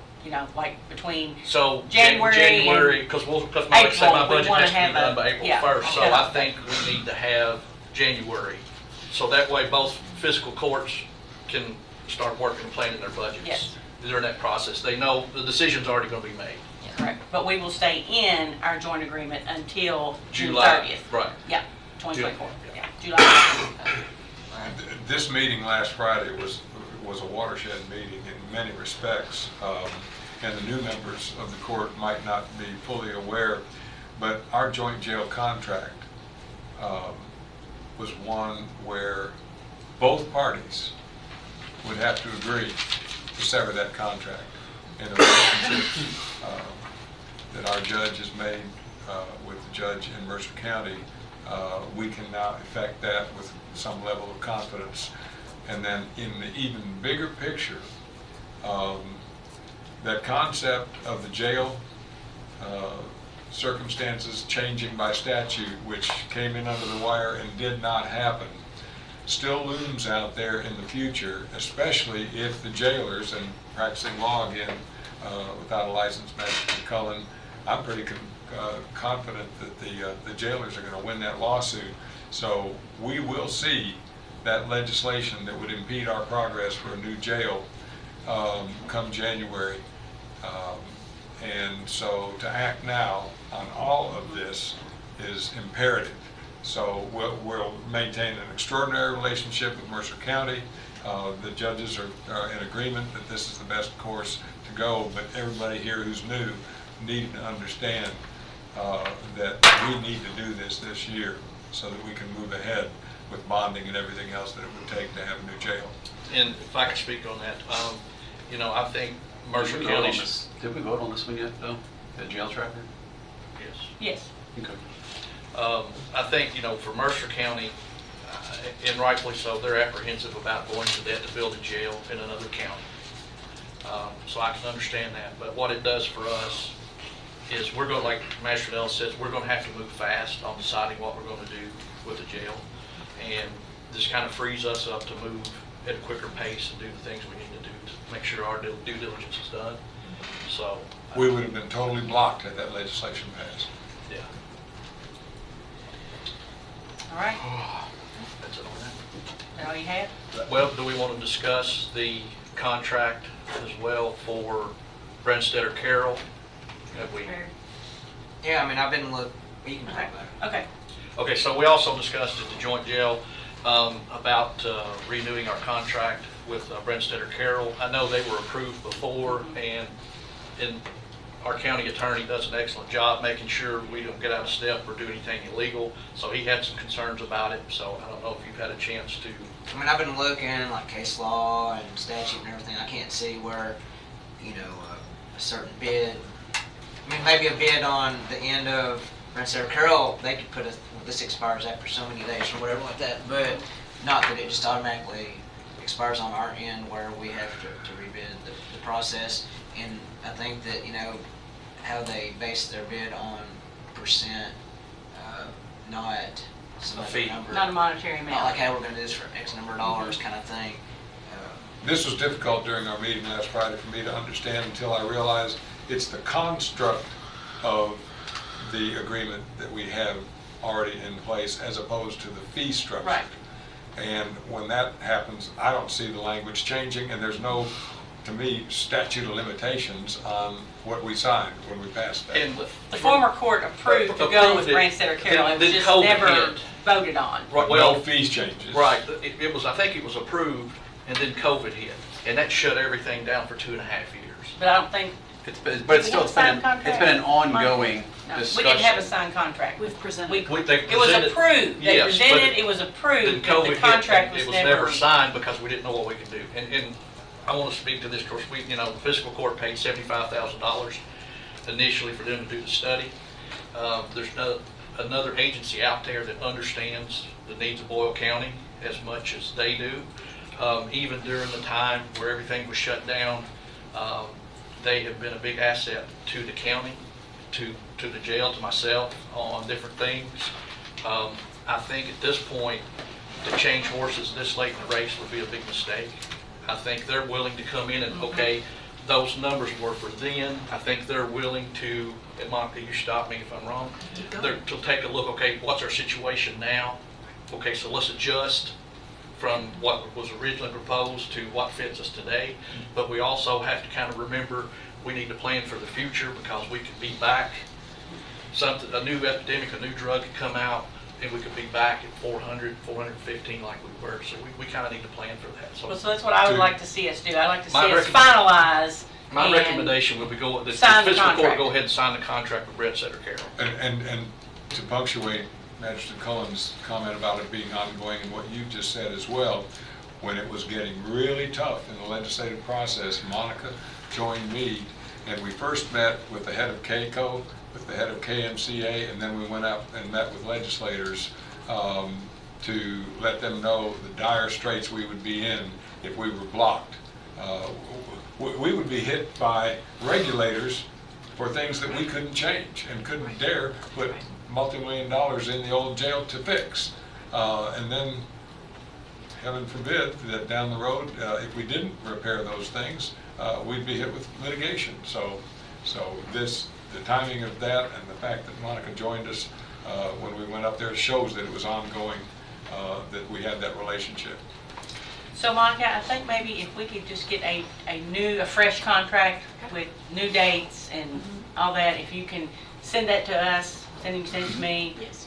We'll get it dispersed and then. Probably have to change a name on it anyway. Yeah, right, yeah, update it. We can. And then Glad we to. can put you back on the next agenda, May the 11th, for you to come back and the court can hopefully approve that and we'll start moving forward. Thank you, Judge. So we're moving Also- forward with Mercer as our partner, is that what Well, what we're probably looking at is moving forward with Mercer County as a customer. That's okay, that's much better. So basically, the joint jail system would go away, and we would basically do it like every other county in the state. They would pay a per diem per day, their medical costs, some other fees. Wonderful. We would provide the billing for the medical services, which would be part of our daily rate fee, because we will still bid that at the Medicaid to get the lower pricing for them. So, thank you. It is cold. I don't see how you're saying. It's like an ice box. That's wonderful. I'm up here shivering. I'm not, usually I'm cold, but I'm not today. But all of that would be included. So when we sit down with our work, so I would like to meet with Magistrate Ellis and Magistrate Gay first, and kind of so we, as they represent the fiscal court and the jail, and being on the committee, so we kind of have, okay, what direction do we want to go in, and then we'll bring in Mercer County and start that process. Is that good with all of you all? Sounds good. We can't assume that Mercer's necessarily going to go with this because they're going And to they shop around. Well, and I think it's also, they're going to shop around, and they could pull out and not be part of us. I think it's also wise not to promise them a spot. We could actually say, hey, we're building this jail, and someone else like, Lincoln may want to come over to us, or. Well, I know Garrett County has met with us. Garrett County, and yeah, I mean, so we can't sit here and promise them a spot, nor should we, so. And I think too, I was talking with Monica in the hall, I think soon as, after the next court meeting, we need to probably have a community meeting like we did initially, because I have a lot of people in the community that really, some of them don't want to house for other counties. They want to focus on Boyle County and do that. So I think, part of the CJCC committee involved different people from the hospital, mental health, different law enforcement, of course, fiscal court, and the public, because we want to build, we're going to have to pay for, the public's going to have to pay for this. We want to build what they want. So I think it's important that we hear their input, and you all make the best decision. And are we going to fill the gap where we didn't have as much communication with our upstairs partners? Is that something that maybe you guys are going to go back to? Yes, the county attorney, both judges will be, and hopefully that situation will change. And moving forward, because they play a big drug court, probation, parole, ankle monitors, all those kind of things need to be taken into it. And then the ankle monitor, since you brought that up, is going to be, we're going to rebid that out, and it's going to be a full turnkey service. So we're going to start that process over. Was it who's the lady from the Jailers Association that usually presents on that? Is it McDonald, is that last name? Or? Yes. I'm not drawing her first name. Yeah, I'm not either. I think it's McDonald. Your Jailers Association. Her name? Yes. Oh, okay. Yeah. She's presented to the fiscal courts in the past with great McDaniel. Information on that. So It's her name, McDaniel. That's McDaniel okay. now, yes. Yeah. I know there is a state contract out there. There's a company that has a state. But it sounds like I heard this from her, 4 years ago where she started talking about it. So I'm assuming maybe reach out to her to kind of see if she has any insight instead of reinventing the horse. Well, we actually have a KGA board meeting tomorrow. Great. In Madison County, so I can. Yeah, if you don't see her mind, just tomorrow. kind of pick her brain and see what her thoughts are and what's worked and not worked in other. And I can talk to areas. other jailers as well that do this, Yeah. and that's kind of what I've done. We're But- starting fresh, might as well. Yeah, I think we're gonna start over. But like I say, I think soon as we get the contract, we do need to go ahead and move. And the former treasurer had those emails that sent out, so I don't know if there's any files with that on there, so I can get a list of everybody that was part of the CJCC. We have that documented. Okay, I'll get that Yay. from you. And then that, Yes. and then I can email that out or try to get in touch with people if emails have changed or phone numbers. And there's some, I've asked, like I say, there's some, Roland Tarter, I've asked him to be a part of that. Of course, Kathy Miles, some other folks with, mental health experience. Okay. So we're kind of looking towards 2024 or beyond. Well, I think we initiated. Well, I think we have to get the contract, then we can Yeah. start looking for land and doing those. Yeah, there's still quite a process to go through, and that can be going on in tandem while you figure out your relationship with your renters. Yeah. Okay. And Judge, I'll add, we're glad to come back and give some type of presentation to this body, some kind of summary about the jail study. Okay. Where we stand, we have new court I members. think the new court members should have. Yes. Well, if you're going to update it, we all should, but I think the new court members should have have the study. Would they be able to do that next? Yeah, can you do that and present the contract off at the same time? I'll check with Eric Chambers, who is our jail architect. And to if you see need to his do it in schedule 2 allows. steps, that's Yes. fine. Okay. Just let me know. Okay. Thank you much. Yeah, May 11th. May 11th. We'll check our availability. I know you're saying how, some people might just want it for Boyle County people or whatever, but in all reality, we're kind of a hub for all these We other are. counties, and they're We're coming here, Lincoln County. Yeah, they're gonna have charges Mercer, they're coming here. and doing crimes here, so it's They're like. gonna have charges here in Garrett and Harrisburg and Lincoln, so, I think we need to actually, especially if the contract goes, or the lawsuit turns out in favor, that means the state's gonna have to pay what they should have been paying the whole time. And, and I've said before, I think if we build, the smallest jail we should build would be 300 beds. Excuse me, because we have to have room for our spikes. And then, we need room for treatment, for Training reentry classes. programs, GED, all those things that we want, because we see it working. I mean, even when Shepherd's House comes and presents, we see that, what we're doing here in Boyle County is where it doesn't work for everybody. It's not gonna work for everybody, but it's working for those who want to take advantage of it. Thank you very much. Thank you. All right, thank you, Monica. Talk to you soon. All right. Is court on the 11th going to be till 5 p.m.? Because Yeah, right. Seems that way, doesn't it? Do it, huh? I've got a lot to discuss. Okay, next item of business is copier quote. This is from Danville Office Equipment. It is for tax admin's office, and it includes a trade-in of the copiers they currently have down there. This is a great deal. Make a motion, we approve. Second. Thank you. Motion to approve by Master Cullen, second by Master Gay. This will be paid out of ARPA funds. I want to add that. I mean, when something costs $16,000 and we're Yes. getting it for $6,000. We got to do it. All those in From a favor? great local company. Any opposed? Motion carries. Thank you. Next, okay, is our appropriations. You all should have gotten a list that had my recommendations versus what was actually requested. So I hope you have taken time to look through that, and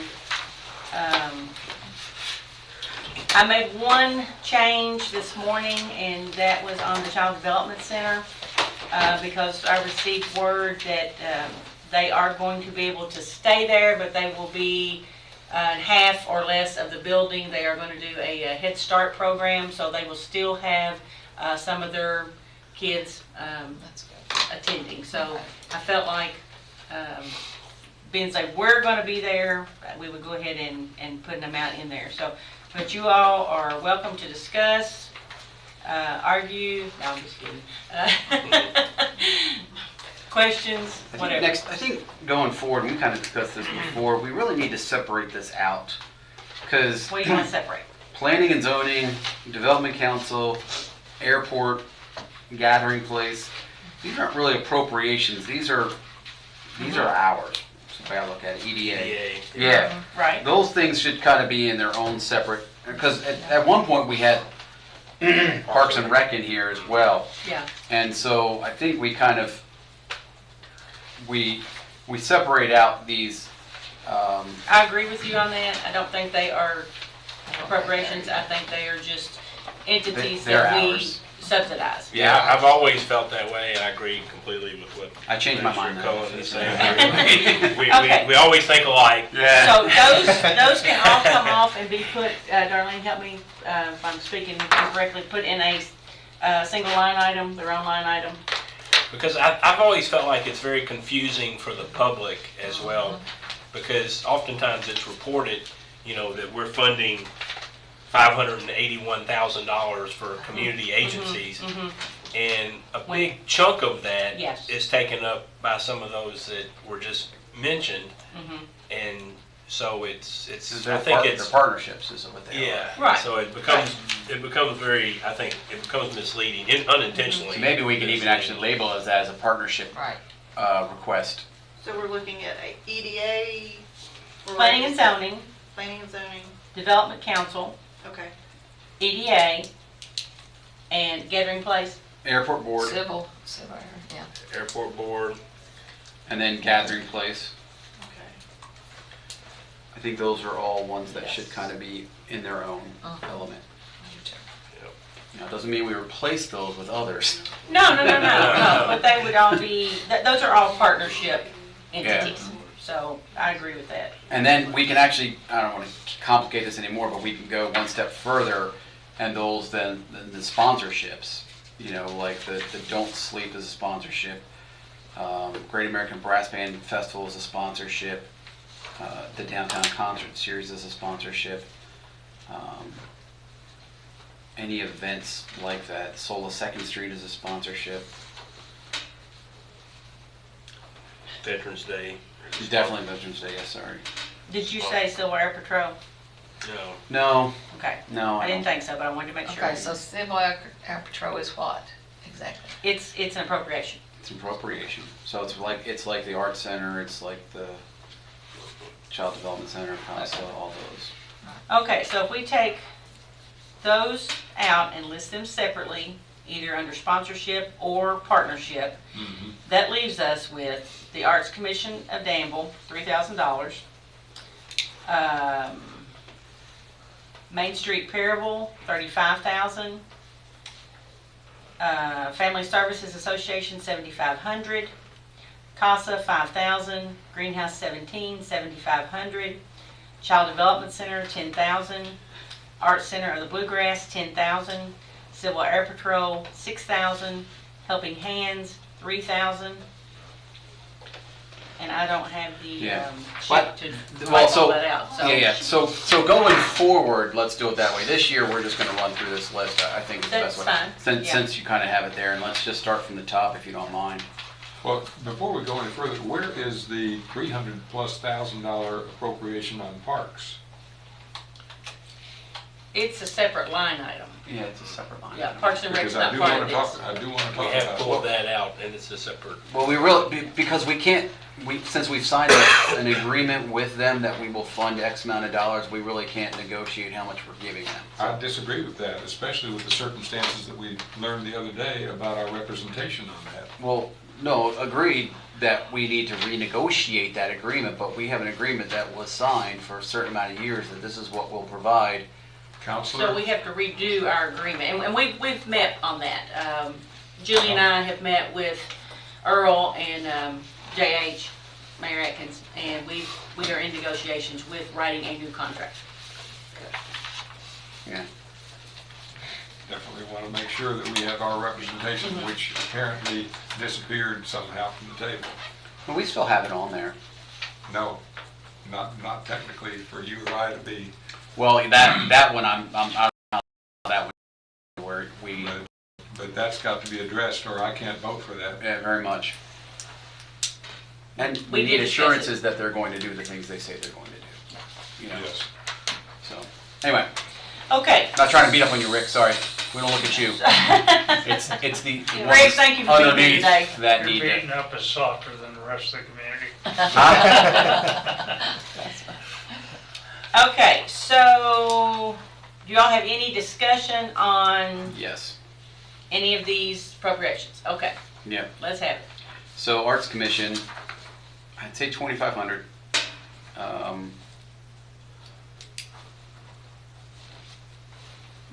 I think last year we gave them 2,000,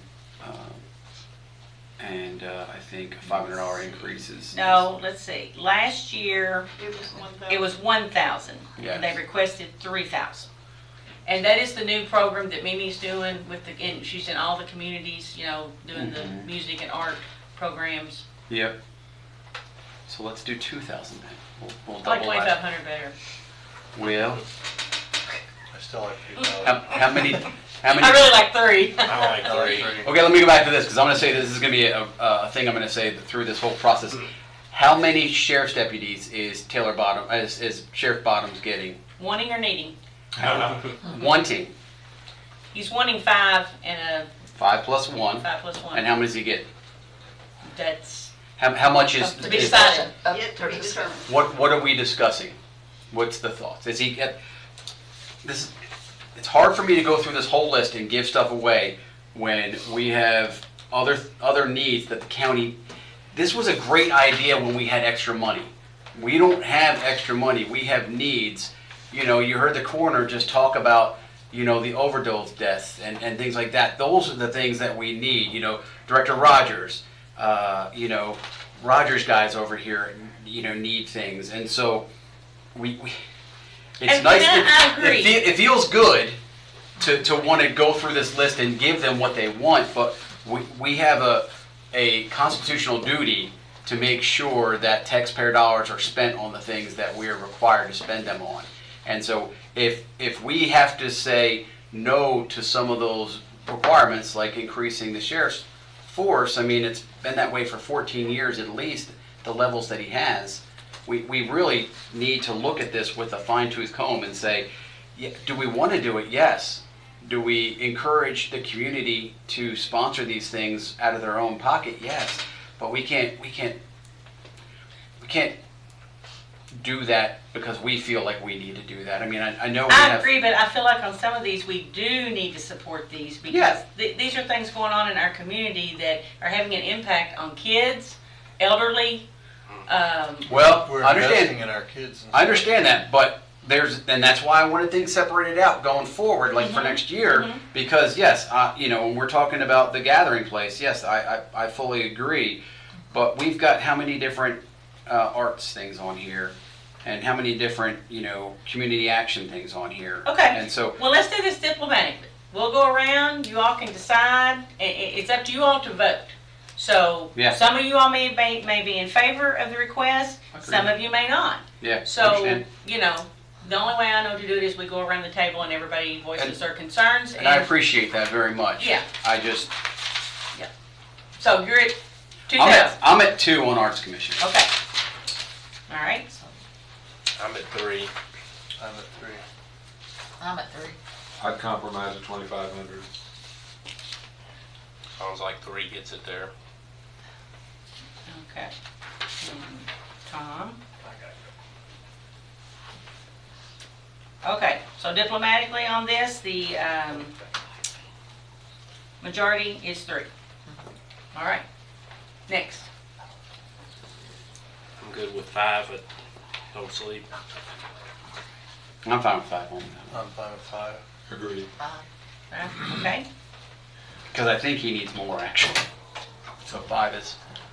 well, that's one of those, you know, that benefits the community, it I know. benefits the kids. I know. Yeah. Okay, Bluegrass Community Action, I have 0. 0. I'm good with 0. Right. Main Street Perryville, 35,000. I'm at 30. I'm at 30. I'm at 25. I just, so we're giving an employee, we have an employee that we can't control at all? Well, we can. I'd like to say that the donation, the request is going to Main Street Perryville. What they do with it is right to determine. Right, yes, And thank she you. said, this is all my salary, though, she did say that, See, selling it like that makes it even harder of why we're giving that much to one city.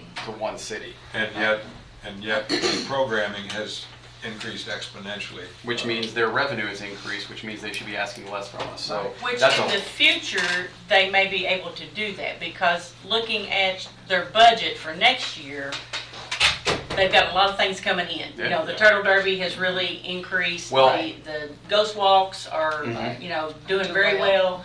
So I think that in the future, they're gonna be able to put more skin in the game. Well, and like we asked with CVB, I think Yes. CVB should be And the city of Perryville, you should know. be putting in, correct, and if the city of Perryville is gonna gain extra funding for their annexation, they need to add it in as well, so. But that's to be determined too.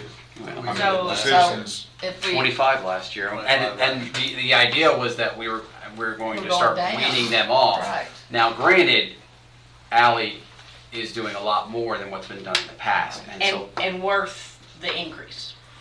but it's not our employee to increase. Right, I understand. right. So if we have another entity that wants an employee, you know, to fund something to get their town going, then we would be able to do that too, is what you're saying. They would have to request it, and we Yes. would have to consider it. Good, all right. All right, so I say we go ahead and take our little round robin. Okay, I have two Vote 30s here. and a 25. I'll say 30. Okay, 30, 30. and 35. What were you? Jason, what were you? Were you 30? You were 30, all right. He's thinking. Tom, you're 35. Paula, what were you? Yeah. I was 25, Okay. I have a 30, a 30, a 35, and a 25. with the understanding if they're gonna contribute more, we contribute less as we go. Jason hadn't told me yet. Okay, Jason, pull a number out.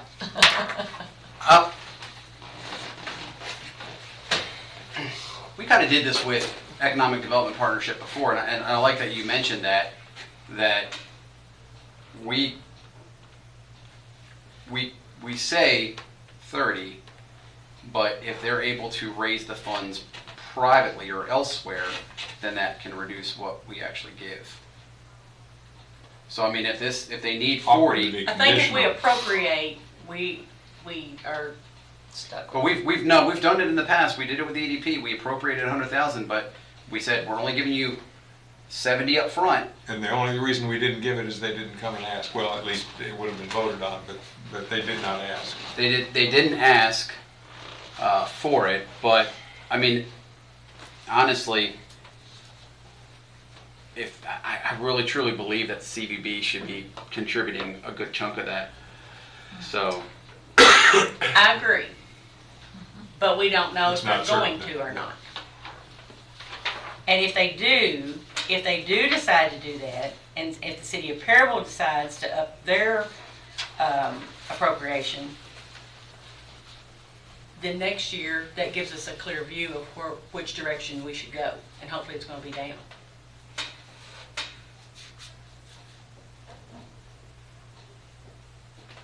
all right. Yeah. Where you at? I'll do the 30. Okay, I have 3 30s. But I'd almost like to say we'll release 20 and then hope that between CVB and Perryville, they'll make up the other. Because she asked for 40. I know. So we're gonna Yeah. do 30. All right. Hopefully CVB and City of Perryville will kick in. I'm at 25 then. Sorry. 25, but the 30's good at anyway. So. Okay, I guess I break the tie on that, and I'll go with 30. Oh, I'm sorry. I thought you told me. He's at 35. Yeah. Okay, Mhm. sorry. Yeah, no, it's okay. Barry's not here, so it's just 5 of us. 5 of them. Okay, family services, 7,500. No, brass band?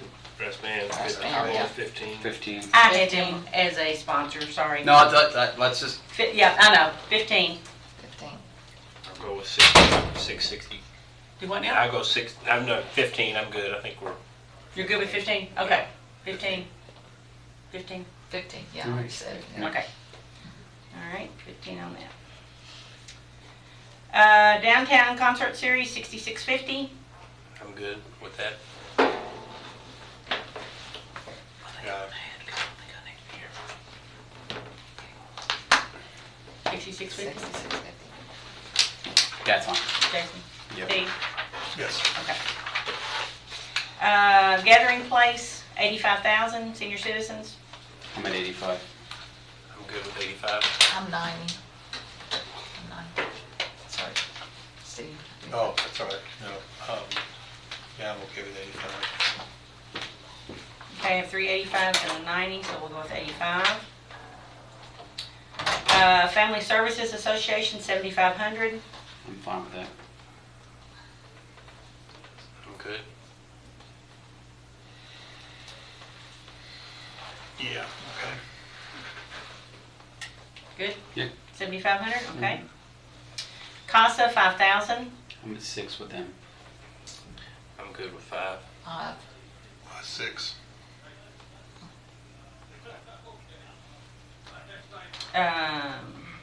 Okay, I'm gonna go with 5 on that. I apologize. Tom, where are you at on CASA? We're on what? Where are you at on CASA? A couple of us are at 6, a couple are at 5. I'm at 6. Ooh, just made it interesting.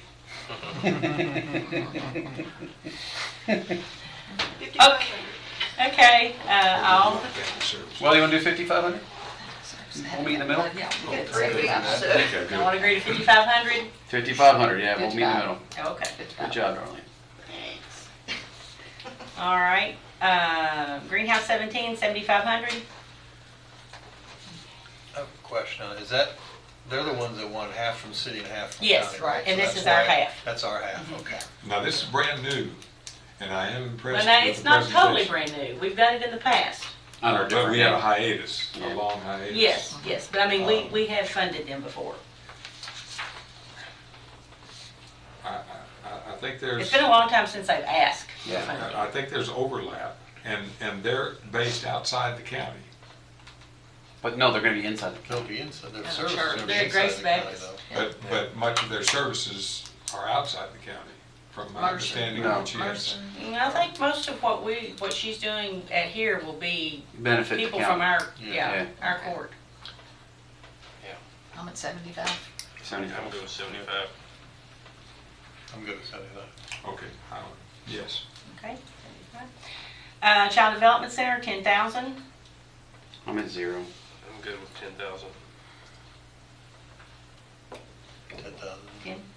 Mr. Cullen, what's your rationale? I'm just very skeptical on what's actually going to happen there. I know we got a message about that they're going to be doing this, but I don't know if there's a lot of longevity left in that. I truly believe that the Community Action Center is going to fully take over that building.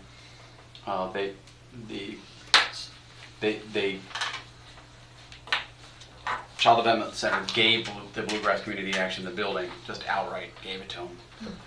And But they are there for the next year. for the next year, so. But I'm remembering now, this was the woman who was essentially saying what you're saying. Yeah. At her presentation, she was up in the air about what was going to happen.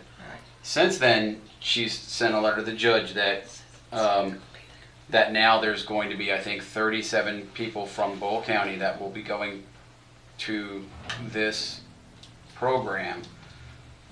But the Head Start program is taking over half of it. Yeah. And I imagine that as that grows, they'll start pushing out the Child Development Center, and then the Child Development Center will try to go somewhere else and look for somewhere else to be. But it's my understanding they still don't have contracts with Boyle County or Danville Independent Schools. So Can we put a contingency on it if it, you know? I mean, do we just? Or a 6-month appropriation or something? Can we do anything that, in case they do drop out, we're not giving money? I mean, we wouldn't have given money that they're not do going to be. we give them quarterly? Is that normally what we do? We can definitely do quarterly. Okay, that'd be good. I like that idea. At what amount? I have a 0, a 10, and a 10. Tom? I'd go 5.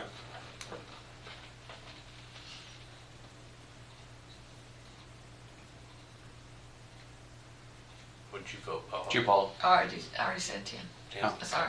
Oh, I had 0, 10, 10. Oh, and I said 10, same time as Steve, I said, sorry. I jumped in there. Okay, sorry, I didn't hear Sorry. you. Okay, Sorry. so I have 3 10s. But over the quarterly reports, we could, Well, I mean, You gonna honestly. break that 10,000 into 4 quarters, 2,500 a quarter? Yes, and if they happen to get pushed out within the next fiscal year, reappropriate that. they money. don't really have a way to come in and ask for the money. I just want to make sure it doesn't go to Bluegrass Community Action is my biggest thing. I understand. Do we have them come in and do a quarterly report? We have that option always. I'd say so. Yes. Yeah, I think that's the way to go. Good idea. Okay, Art Center of the Bluegrass, 10,000. 8,000. I'm good with 10. I'm okay with 10. I'm not jumping out of spot this time. Go ahead, Tom. I'm okay at 10. 10. Okay. Civil Air Patrol, 6. I'm okay with 6. 6. 6. 6. Okay. Airport Board, I don't like this. this was a rollover from Okay, so can we not previous get them to draw down this year's? Because I don't want it looking like. Yeah, this looks like Yeah, a it looks like we're double. doubling. I don't like that either. I like it separated to where, Well, okay, it'll It has to do be with the way they're grant funded. $27,148 for 22-23, and they have asked for $26,972.50 for 23-24. yeah, as think- long as I it's think they- separate. That's the breakdown. I think they need to draw down this year's if they're gonna, and then But next wasn't there year. some stipulation when they were here in their? No, because we normally They give them just $10,000 or hadn't- $15,000 each year anyway as a partnership. So. Okay. I think. Well, that's what that amount is. It's the rollover from last year to this year's request. Yeah. So it's 2 years in I one. thought it had to do with the way their grant funding. That's what I was falling remembered, or something about a grant, but I can't quote it. That's what they're gonna use the money for. Yeah, Okay. for their expansion. So knowing that this is 2 years, last year's and this year's request. So, Darlene, if they don't take the money this year, is there a way that it just rolls over? Or does that money go away? For money? No, we're rolling it over. It can roll over. I mean, if I have excess funds like that, then I would put them into reserve At the request of the court, you just leave it in there and then. Right. So So I can just leave that amount and add 2, or just leave that one amount. However you want it.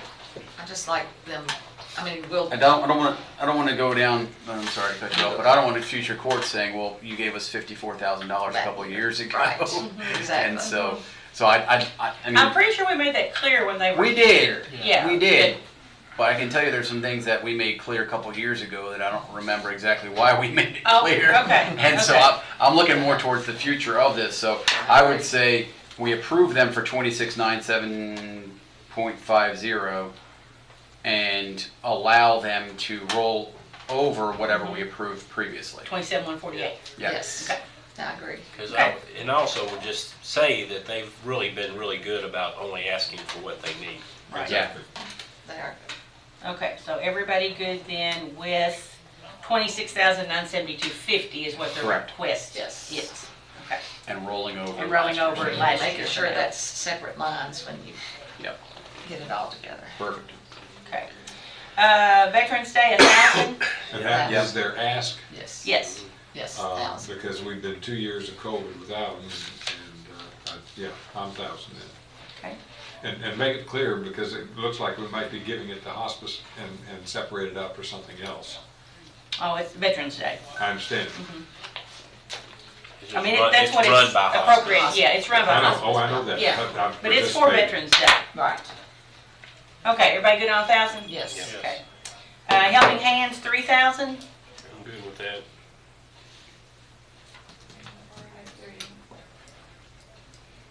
I was gonna say 4. 3. 3. 3. Okay, I have 4 3s. Planning and zoning, 75,000. 75. 75. 75. 7. 75. Okay. DBCDC, 150,000. 150. 150. 150. 150, and definitely quarterly reports. Okay, EDA, 100,000. I'm good with that. 100,000 that we hold in an account here. Yes, That does not get sent over. correct. To be like Correct. billed. Yes, Julie and I talked about that. Yes. Any money that we put into a joint account with the city, if we ever pull out, then we lose that money. Right, no, it's. I know you know Right. this. Okay. Is that how you decided to do Yes. that? Okay. Yeah. It's just a committed amount. We will pay at what point? Or will we? Upon request? Upon request, Through court? through the court, Yes. the request will be made by the board Mhm. chair, and the board is made up of judge, and you actually need to name a representative, because it was John K. Wood previously. Okay, So, and I'm already on the other one, so. okay. Anyway, but yeah, I personally would not like that money just to be sent off into a bank account for them. We should kind of hold it here. And I know you know that, but this was more for the Well, and rest of the to board. be transparent too. Correct. All right, so 100,000, good with everyone? Yeah, the idea is that if we need to buy something one day, land or Correct. something like that, here's money we have separated in this account that we can contribute to. All right, Sola Second Street, 3,000? Yeah. 3,000. 3,000. 3,000. 3,000. All right. So,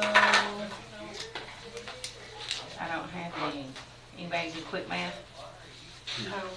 I was going down the line, but then y'all started moving. Oh, okay, okay, well, it So looks you got me like on that. basically we went down 5 on Main Street Perryville, but we added 500 onto CASA. So 765 and 500, 5, 6, 12, 2. And I do like the things that Magistrate Cullen talked about, and I think we do need to restructure the way this is done, where we do have the sponsor, Yes, pull I some like of those that out idea. that are I like that idea partnerships, better too, because it those that are represents sponsorships a and truer and those that are amount. appropriations. Absolutely. And that way it also helps the public see it a little bit better or more clearly. And then I guess I would suggest that we also put in the budget, like a amount of $5,000 or something for miscellaneous things, because as we all know, things do come up and you do get those requests that you want to be able to, especially those sponsorship kind of things that you like to be able to. Well, we can't support put anything over 1,000 under miscellaneous. within 1,000. I have a separate line item inserted in the budget at the moment. For the, okay, for those things. Okay, good. So it looks like if my math is correct, the new total would be 577, 270, 50. And that includes all of the ones we have labeled as sponsors and all the ones that are partners. Right. So if my math is correct on that. So, if, That can't be right. okay, well you added, 277, 09550, is that what you came up with? 27. I came up with 577, 270, 50. I'm just trying to think, we went down $26,000 on airport board and only up 10,000 on. Well, I didn't include that. I went with the original amount. Oh, okay. It won't take a Yeah. moment to take the master list if you go down with us. It's okay. That's all right. We can. Well, I know what we went off. Yeah, We're we got it. 5,000 down on Main Street, we're 500 plus on CASA, but I left the airport board as it Okay, we're just was. breaking it down. That's what threw me, so. Yeah, sorry. No, you're fine. All right, so with that being the case, do we have a motion to approve So moved. our appropriations with the corrections or additions, deletions that you all have? Stipulations. Yeah, stipulations that you all have agreed to. So moved. Okay, motion by Magistrate Ellis, Second. second by Magistrate Bodner. Any discussion on the appropriations? All those in favor signify by saying aye. Aye. Any opposed, nay. Thank you. That will help Ms. Darlene to go ahead and be plugging those into the budget, and moving forward on that. Okay, magistrate reports, and we will start with Magistrate Boyle. Went down the roads with, to look at our roads, I've given Roger and Rita a list of the roads in my district that need a little care, and he's gonna look at that, and also working with the health department and Angie Muncie with a property that has a lot of garbage around it. We're trying to get that taken care of. It was a very unhealthy situation. It is a very unhealthy situation. And then still going to meet with John Strom and the Bluegrass ad. We're having difficulty getting all of our 3 schedules together for the bike park. But we're definitely very into it. Everybody that I've talked to is very accepting of it and supportive of it. And so we're going to go forward with that, looking into that. And let's see, I think that's it. Have we found out for sure, and Angie, maybe you can answer this, if the landfill's a suitable site? Have we checked into that at all? They say the EPA, since that's the only use, they love to do this. They actually just did it in Ohio. Took a landfill and made it into a bike park, and John Strom, was talking about that. Well, I guess it really depends on. I would say that if I had to guess, they will say no to that, seeing that we are stormwater permitted now. So I'd say that will be against. So who do I need to contact then? Who do I need to contact? Well, I can find out. I mean, I can contact get me a them. name so I can talk to them. But before we accept, even if they come back with a no, I've been on that property several times. And once you go up past the landfill area, it's wooded. And if there's a way to take perhaps our access road, which probably did not become part of the landfill, and take the access road on up and into the woods, that might be a way to completely Because stay they're away not gonna from. let you dig down anything that's gonna keep going down into the landfill. But we're not going to dig. You're gonna have to do some stuff. Some You'll have to, maintenance. because sooner or later, if you keep going over top of something, it's gonna keep going down. And next thing you know, you have trash coming up. I mean, you're very limited. Do we know what's in that landfill? Everything. Everything. You name it. I'm just saying, is there toxic stuff in there? Everything. They just did this in Ohio. No, I understand. Right. Yeah, I'm just I don't saying want- it's a good. I don't want to get. I just don't know that Kentucky allows it. That's all I'm asking. Does Kentucky allow, what are the rules for Kentucky? I don't know. This is probably. We need to find out for sure though. This is probably an Before we get too impossible- far involved, and then they put a big halt on it and they're like, nope. This You thought know, is but we probably need to impossible find out for to sure. Well, the determine. people that can help us determine that will be Kimba, who will know the restrictions. Okay. And he'll know who to get in contact with to see if this is. So that first meeting we have, that's going, Bluegrass ad is gonna help us with the money end of it, but John's gonna tell us he's a lawyer. Okay. So he's not a lawyer for this instance, but he is a lawyer. Yeah. So he can He's a talk. real estate Okay. attorney.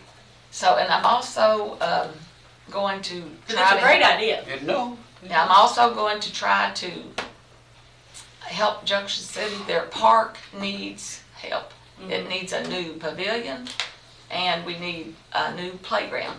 So we want to get an inclusive playground there that would be good for, the whole community, the whole county as a whole. Because I've seen inclusive communities everywhere and they're great. So I'm looking into. Are they looking into grants? I just mentioned it at their last meeting and I'm gonna There's a contact grant somebody. that's available through Bluegrass ad for parks and playgrounds. I don't know. And they would qualify for Bluegrass. Oh, yeah. So they need to check into Bluegrass ad because there's grants available for playground.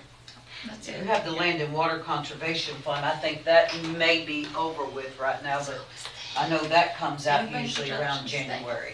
Yeah, it's always a negative for Junction City. And It's not. I feel that way. I feel that we throw the love to Perryville, which I love Perryville. I've got family that's live there. But every time I mention something from my district, it gets, downplayed. What you're gonna, what- Well, I live in Junction, so, I don't frustrates downplay it. me. I live there. I live 2.5 miles from the, Well, I live right there and I've in lived there town, my whole but, life, lived inside Junction There's 4. things that, you know, I am here to protect you all. And you know, when it comes to the landfills and things like that, I have to look out for the county as a whole. Right, but if I say that in Ohio, they've had one, and we know Ohio and Kentucky are different, but there's a possibility we can look into it. There is a possibility. It would be absolutely great. Absolutely, there's a possibility. Let me jump back in on what I was saying before, and I know this is gonna be an impossible thing. There's no way when that old landfill was put together that anybody documented that there's an access road. But if there's an access road that has nothing under it, and we could dig and prove that, that would be one avenue to getting up to the wooded area and using that area. The other would be an adjoining property, if we could get somebody to give us an easement, if they're not using it, that, again, you're outside the fence line of the landfill, but you're on John Jones or Mary Smith's property, and they see the good for the community on either side, and then you go up and go through the wooded area, which was never touched. You know, we were in good shape, but when we had to become stormwater permitted because of that, then that changed our whole outlook of what we can do anything there. I'm used to so many things out of Frankfurt where you get no, and then you push back hard, and you got... You know, we were wide open up till 2 years ago. But then, you know, things happened, things changed, there was complaints, and that's when they come in and made me do a stormwater permit for every one of them. Well, So therefore, you know, we have that problem. I never accept a no on the first go around. And I would push for this when we start finding some things out, and perhaps maybe. Like I said, I don't have a problem with it. It's not a no, and in fact, 2 years ago, I talked with Earl and Josh Morgan about this very thing, about having a trail system back through there, but you know, it's not at the same level, but I get emails all the time about, you know, have you ever been to Camp Lejeune, you know, because you could have had some sort of toxic thing or something like that. That's the only things we have to look at. That's the first thing I talked to them about. Yeah, we just have to know what's in there, and we can't go in blindly, like, because nobody plans to. Because I know, but if you start making promises on things that we're going to do this, and it's people get really upset when you're like, oh, you said you were going to do this. So that's why it's easier to go into it very carefully, look at it. I'm in full agreement. I would love for it to be out there. You know, that's one of the best things that me and my family do is we go, you know, and find new hiking trails and go places and walk around. So it's not that. I think Magistrate Boder is doing it. I think she I'm not just letting the questioning court know what's going on and I'm what gonna keep steps it- are being But taken. it's- Right, and it may come back, we can't do it, I understand that thoroughly, but we have to be open-minded and listen. Of course. They have one at other places, why can't we have, is that other place stormwater? I don't know. Yeah. If I you don't get know. pushback- That's what we gotta Stormwater find permit. out. There's That's what gonna we be gotta things. find out. And that's what I'm doing, just keeping it in your minds, Yeah. so, you know, just keep that in. And as it's far as also- the people that's calling you, I went there the other day after I talked to you, I can't see it. You have to go to that lady's backyard, and it's, To climb the fence. no, it's open, it's totally open behind her yard. The only thing that I'm asking, I asked Chris Herron when I come in here, do I have the ability to walk behind someone's home? You can't walk, I mean, I didn't, I walked to her house and I saw 75, I'm terrible. Because if I go down and look back, I can't see it, but am I allowed, you know, I don't want to get on someone's property. If you watch the news, people's getting shot for going on other people's property. But did you hear Am what I I legal said? to? You can walk in her yard and their fence ends. And there's an open space, you could be at the neighbor's house, yard, and you can see all over the other yard. So you can Because see I wrote the somebody up, 50 bags of garbage that have and been he wanted to sitting know there why I forever. was taking It's pictures not- of it's his not property. So. Yeah.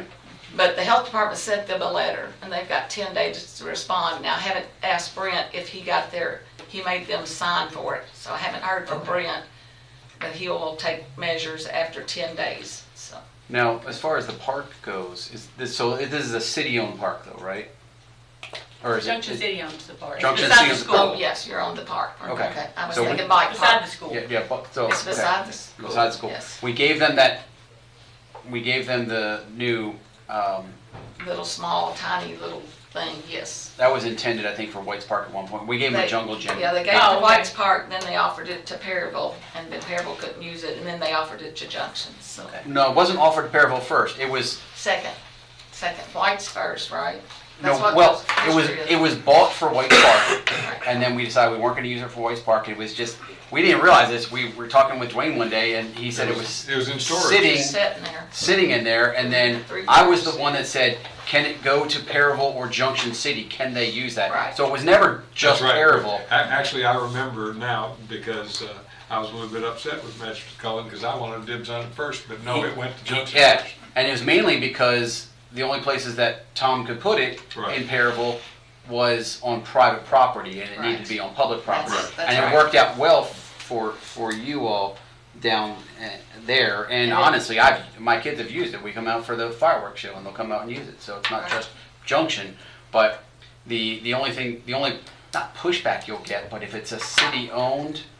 And I do this with Perryville too. If it's city-owned, the city should try to fix it on their own first, utilizing their funds. And just like with what Mayor Miller's doing here, I believe Junction has the opportunity, and it's probably in their best interest, to look at possibly doing some annexation as well to protect against from encroachment from the city of Danville. Nothing personal, but it would, and I believe the mayor's maybe talked about that in the past. With but, both these issues, we have not even scratched the surface with either one of these. I just went to the Junction's council meeting and spoke with them that, you know, what do you want? We've been told you don't ask for anything ever.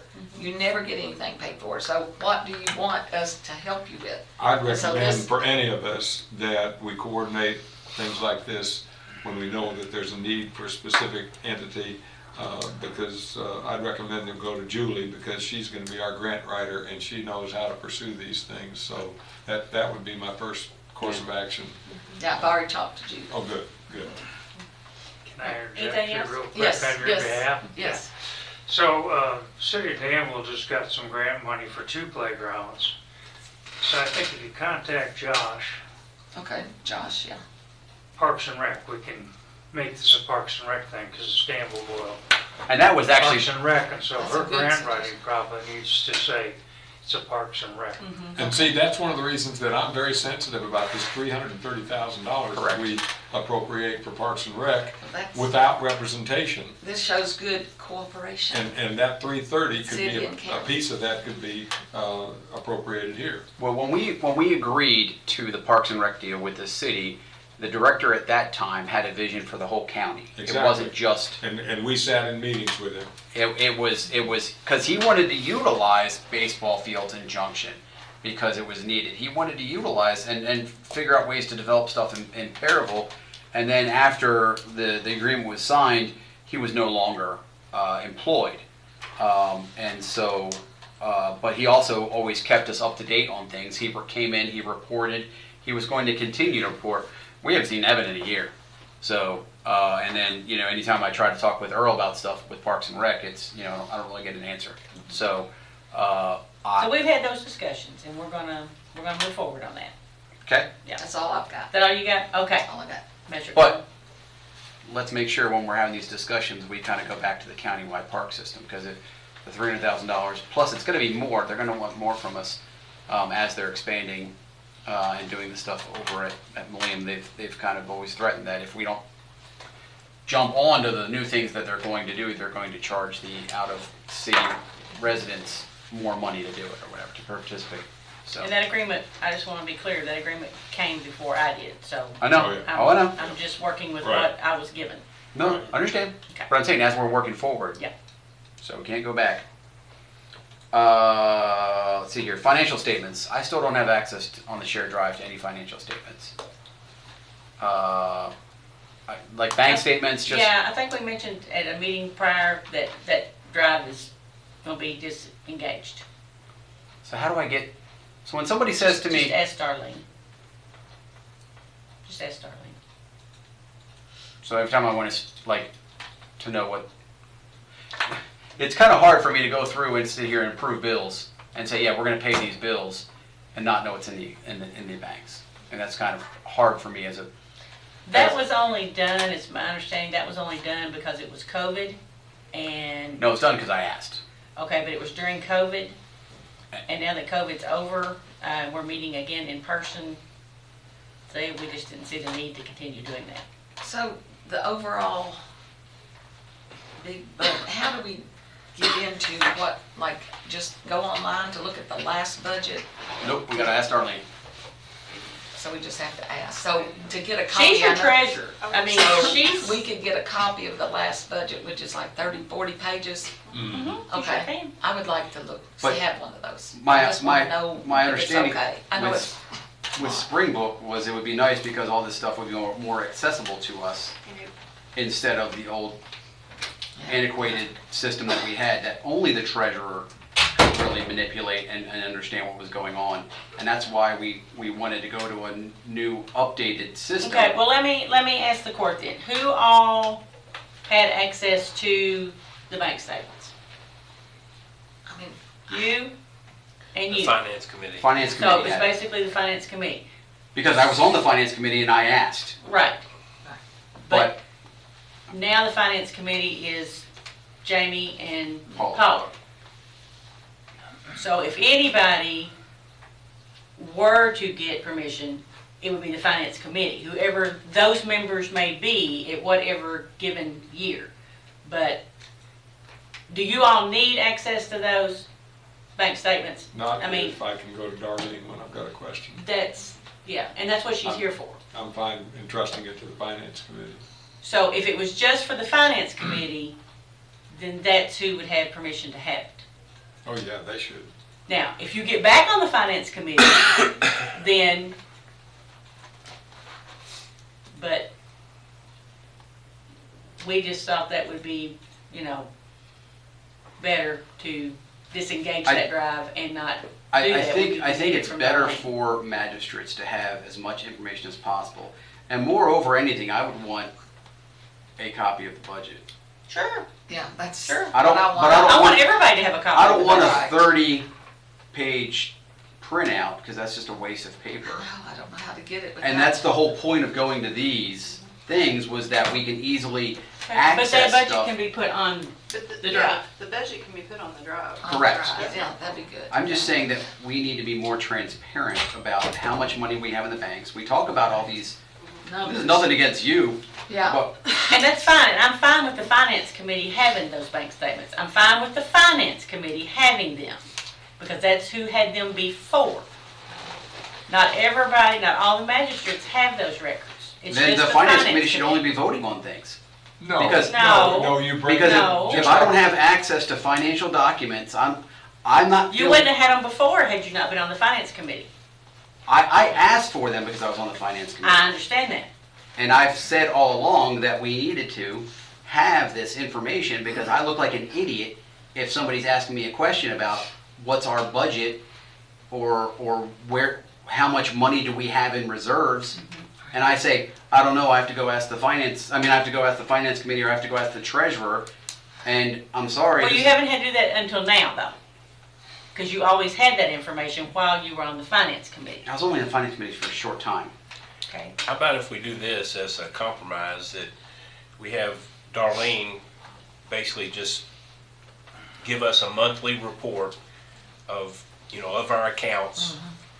So, so you don't have to see every little detail of the account, but I don't think it should I would be like that. I hard really to would. give a monthly report of this is how much are in these accounts. Okay. This is all in open records. This is not like Sure, a I private understand. corporation where, we can hide this stuff. So I'm not trying to hide anything. I'm just going by what was in place. It was the finance committee that had it. None of the other magistrates had it. That's what I'm going on.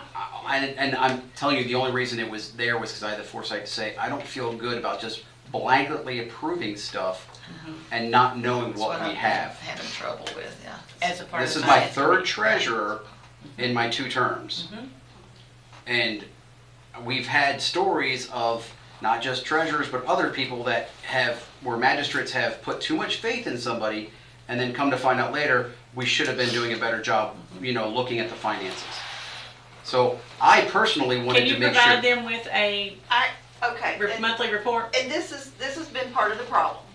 just straight out from the beginning, because when we moved to Springbrook, we had a transition in the person who initially started working with us. And that person transitioned away from that job and we got someone else. In the midst of everything, half of our budget numbers were put in correctly to the right numbers. Half of our budget numbers were not. Some things were called by an old name, some things were not. I am still cleaning this up. Understand that? I mean, I'm almost there. I'm almost there. I have a little bit more left to do.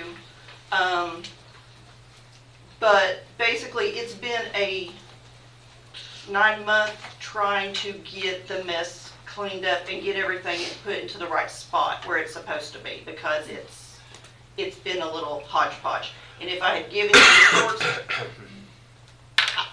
I didn't understand them half the time. I'm sure no one else would have either, because they didn't make sense. So in all actuality, that's the main reason why I haven't been giving reports the way I would have liked to. But given as that I am so close to having, I anticipate being all of that caught up completely by the end of June.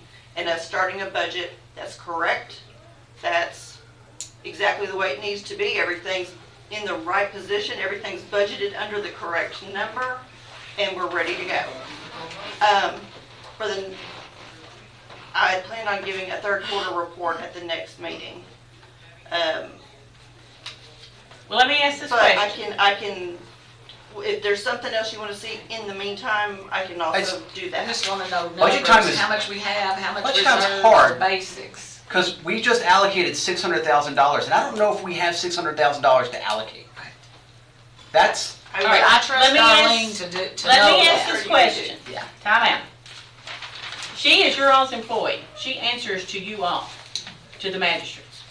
So if someone wants to entertain a motion for her to make the bank statements available to all the magistrates, I will accept that, but just know it takes her a long time to upload all those bank statements. It takes time out of her day. She is in. Whereas we could come and look at them if we wanted to. I'm just saying. No. But see, this is different than what we discussed before. When I was on the committee, I specifically asked you, is this something that's very easy to do? And you were like, yes. It's easy to do, but it's time consuming. As far as it being easy, yeah, it's easy. Yeah. You stick them in there and you upload them. My question went on time, because I'm always big on time. It's not going to take more time out of your day, because I know she already had other things. But it does. So that's new information to me. It does. It takes a few hours. By the That's time all I it get fronts and backs copied, and then I get everything scanned through, and then I put it all into the. So you're getting it does paper take copies. a You while. don't get electronic copies of statements. No, I get paper copies. Yeah. And then she Do scans you not have all access? Okay, so that's a whole different subject. But you do not have access to getting electronically. I can get some of them electronically. But I would imagine this but then day I and can age. print them. No, in this day and age, So most banks will do. I mean, they'd rather you have electronic copies instead of paper copies. But I always get paper copies of all of them. I actually left. We just recently left one bank a few months ago because they charged us to send us a paper copy. The auditors probably wouldn't want you to have electronic copy, would you? Yeah, I was gonna say they prefer paper. I understand why you need them for the audit, but I was just saying that They can't provide both. if I hear, I mean, I can. I mean, it's really just to go in, download the statement, and then share it to a drive. That was my original envisioning of this when we discussed this before. I will see if I can get it to do that. I'll see if I can get it to do what I want it to do, and if it'll share straight in, if it will, then. And that's where I figure Bill can that- kind of come in on this and just make it an easy process or whatever. But I just think it's important that we all have up-to-date information. I'm open to it. If anybody wants to make a motion to do that. Why don't you? If everybody wants access to those, No. that's fine. Why don't you figure out the time that it takes, and if there's an easy way to have it done, and then I think we come back and vote on it. Okay. Or find out if you can get an electronic and a paper version without them charging more for it, you know. Well, my other banks don't charge for a paper copy, so. Yeah, I'm a numbers person and also a person that doesn't Sure, want I just wanted I you to don't know want- the rest of the story. that's fine, and I appreciate that. I just don't want to end up in jail or sued, Me either. which is a very realistic thing that can happen to any of us. Very real. So, You've gone If through the anyone goes to auditor's jail training first, it will be program. me. It can be So- a very real thing Yes. for us. And I have no intention of going. All right, Yeah. anything else, Mr. Cullen? I had a question for Rick. Okay. As a bike enthusiast, what happened to the bike lanes on Main Street? I know that they technically weren't bike lanes, but the state actually put bike lanes in. Yeah. And so now, They'll looking go at away. they're gone. But personally, I didn't think we needed bike lanes. Thank you. And you and I agreed 5 years ago. Yes, we did. Main streets, nobody should be driving that fast. Agreed, that's why when we moved it down to the 2 lanes or whatever, I And agree I with that. think that that's been what the state thinks too. So we'll have bike The lanes state- coming to what is downtown, and then you are part of traffic. So you can't complain if a bike's out there and you're using Correct. Main Street. That's correct. Should be right in the middle lane with my arm out for a left turn, and you should respect that. You should have some blinkers on the back of your helmet, technically. Pardon me? You should have blinkers on the back of your helmet. Well, You should have. some people may. Because I don't like all those hand gestures you guys give out, so. And Paul, I just want to, before I forget, previous budgets are online, so you can go back and look on the website and, Okay. and I'm look just at prior for year that. I budgets. don't know, I'm having trouble finding something I used to get to, so Okay. I'll look. Okay. I All can't find right, it. sorry, go ahead, Jackson. I think that's it. I'm still trying to regather from getting back. I got back last night at 1 a.m. So. Okay, thank you. Master Gay? Don't really have anything. I would just like to say that this weekend we are going to see some of the benefits of the Center project. Center is hosting the Southern Athletic Association Conference Track and Field Championship on their new track. So we'll have 7 other track and field teams will be coming to town, and we're also hosting we were hosting part of the men's lacrosse championship this weekend, and we're hosting baseball, the first round of baseball conference championship. And interestingly, I've been called back into action to help Center out a little bit for this weekend, so I'm going on the road with the Center softball team. But So the ice machine's gonna go with you? that's right. So it is going to be a lot of visitors in town for all those festivities that are going on associated with the track and field, and our new 8-lane track. It's hosted several other meets already this year, but this will probably be one of the larger ones that we've hosted. Good deal. Good deal. All right, thank you. Master Sleeper? Attended a second session of the Caicos Disaster Training for County Officials virtual conference. Again, very informative. Hopefully it's information we don't ever have to use, but it's good to have that information. Attended the interagency group at the Extension Office. Magistrate Ellis was there as well this past week, and learned a lot about services that are being offered by groups in our community and put faces with organizations, so that was really very helpful. The Earth Day celebration was a good time. And also, let's see, I would like to put a shout out to Roger in determining roads and streets that need repair. It's nice to have him, because I can call him and he will take the ball and run with it, whether to find out if it's a state or county road, and then he'll actually make the contact as well if it's not a county road. So I really appreciate his work in that area. Good So, deal. and that's really all I have. All right, thank you. Master Ellis? All right, thank you. Constitution Square contract is under major revision with the judge, myself, let's see, Jason, I'm trying to remember, are you yeah, you're in that group. Everything's changed. It was EDP and that's gone, so it's critical that we know exactly who's there and make some decisions on who might be there in the future. I contacted the judge a few days ago on redistricting and reappropriated land and where our districts might be. Really, I'll let you speak to that in a moment. Judge and I have also been involved in the extension office situation where there were many, and she's going to be getting a report out from the task force that I guess, Judge, you'd copy us on I'm that. trying my best to get that as out. well. But the good news is there are already significant changes going on and a change in the atmosphere of dealing with the folks. Just as Magistrate Sleeper mentioned, he and I were invited, I guess we were all invited to a conference just last week, and I'm seeing some significant things happening among FFA and 4-H activities as well. I've gotten a pro forma from our new surveyor, our constitutional surveyor, and I'll get that to the judge and others. I just got that actually this morning. With respect to net recovery, I've also looked and already gotten something from the gentleman that we spoke with this morning, and I will make distribution of that. Then the greenery, Judge, I'll punt to you on that because you might know more about where we are on the bidding process on that. And that's what I have. Thank you. All right, thank you. So I'll address the last thing first so I won't forget. Roger and Angie are in the process of obtaining quotes for a new fence on the front face of the Perryville Recycling Center from our corner to corner. A landscaping fence, not wooden or... Well, no, we're looking at a, help me with the word. I call it chain links with slats in it. Chain link with slats. I don't know the proper term.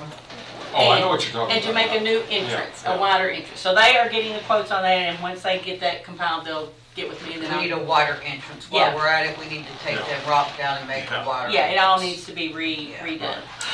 Okay, myself and our IT director, Bill Nichols, toured the state EOC last Thursday.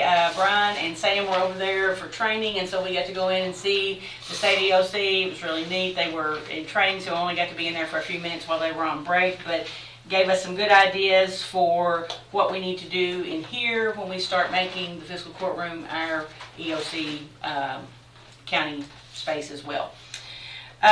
Just want to give a shout out to Steve. He was our preacher at church Sunday, and he did a great job, and he came, and we were glad to have him there. Julie is sick. That's why she is not here today. She was not here yesterday and today, so you all just be in prayers for Julie. She thinks maybe she has contracted the novovirus, so she is really, really sick. The reapportionment, Casey is on top of that, and he will be presenting the board after the primary election, probably our last May meeting. So he will come in and he'll take care of that. So he has already got that up and going. And then I just want to remind everyone that our next meeting has been changed. It has been published, and on the website we will meet Thursday, May the 11th. Instead of Tuesday, which is being used for early voting. So just throw that out again. You'll be getting another reminder of that, I'm sure. So unless there's anything else, I thank Rick for being here again today. We appreciate you visiting with us at our fiscal court meetings. It's always an education for me. It is. Indeed. Yeah, and I swore I would not have a 3-hour meeting, but we have exceeded that today, so I apologize for the longevity of this meeting. I'd entertain a motion to adjourn. Make a motion. All right. Motion made by Magistrate Bodner, seconded by Magistrate Gay. Any discussion? All those in favor, aye. Any opposed, nay. We are adjourned.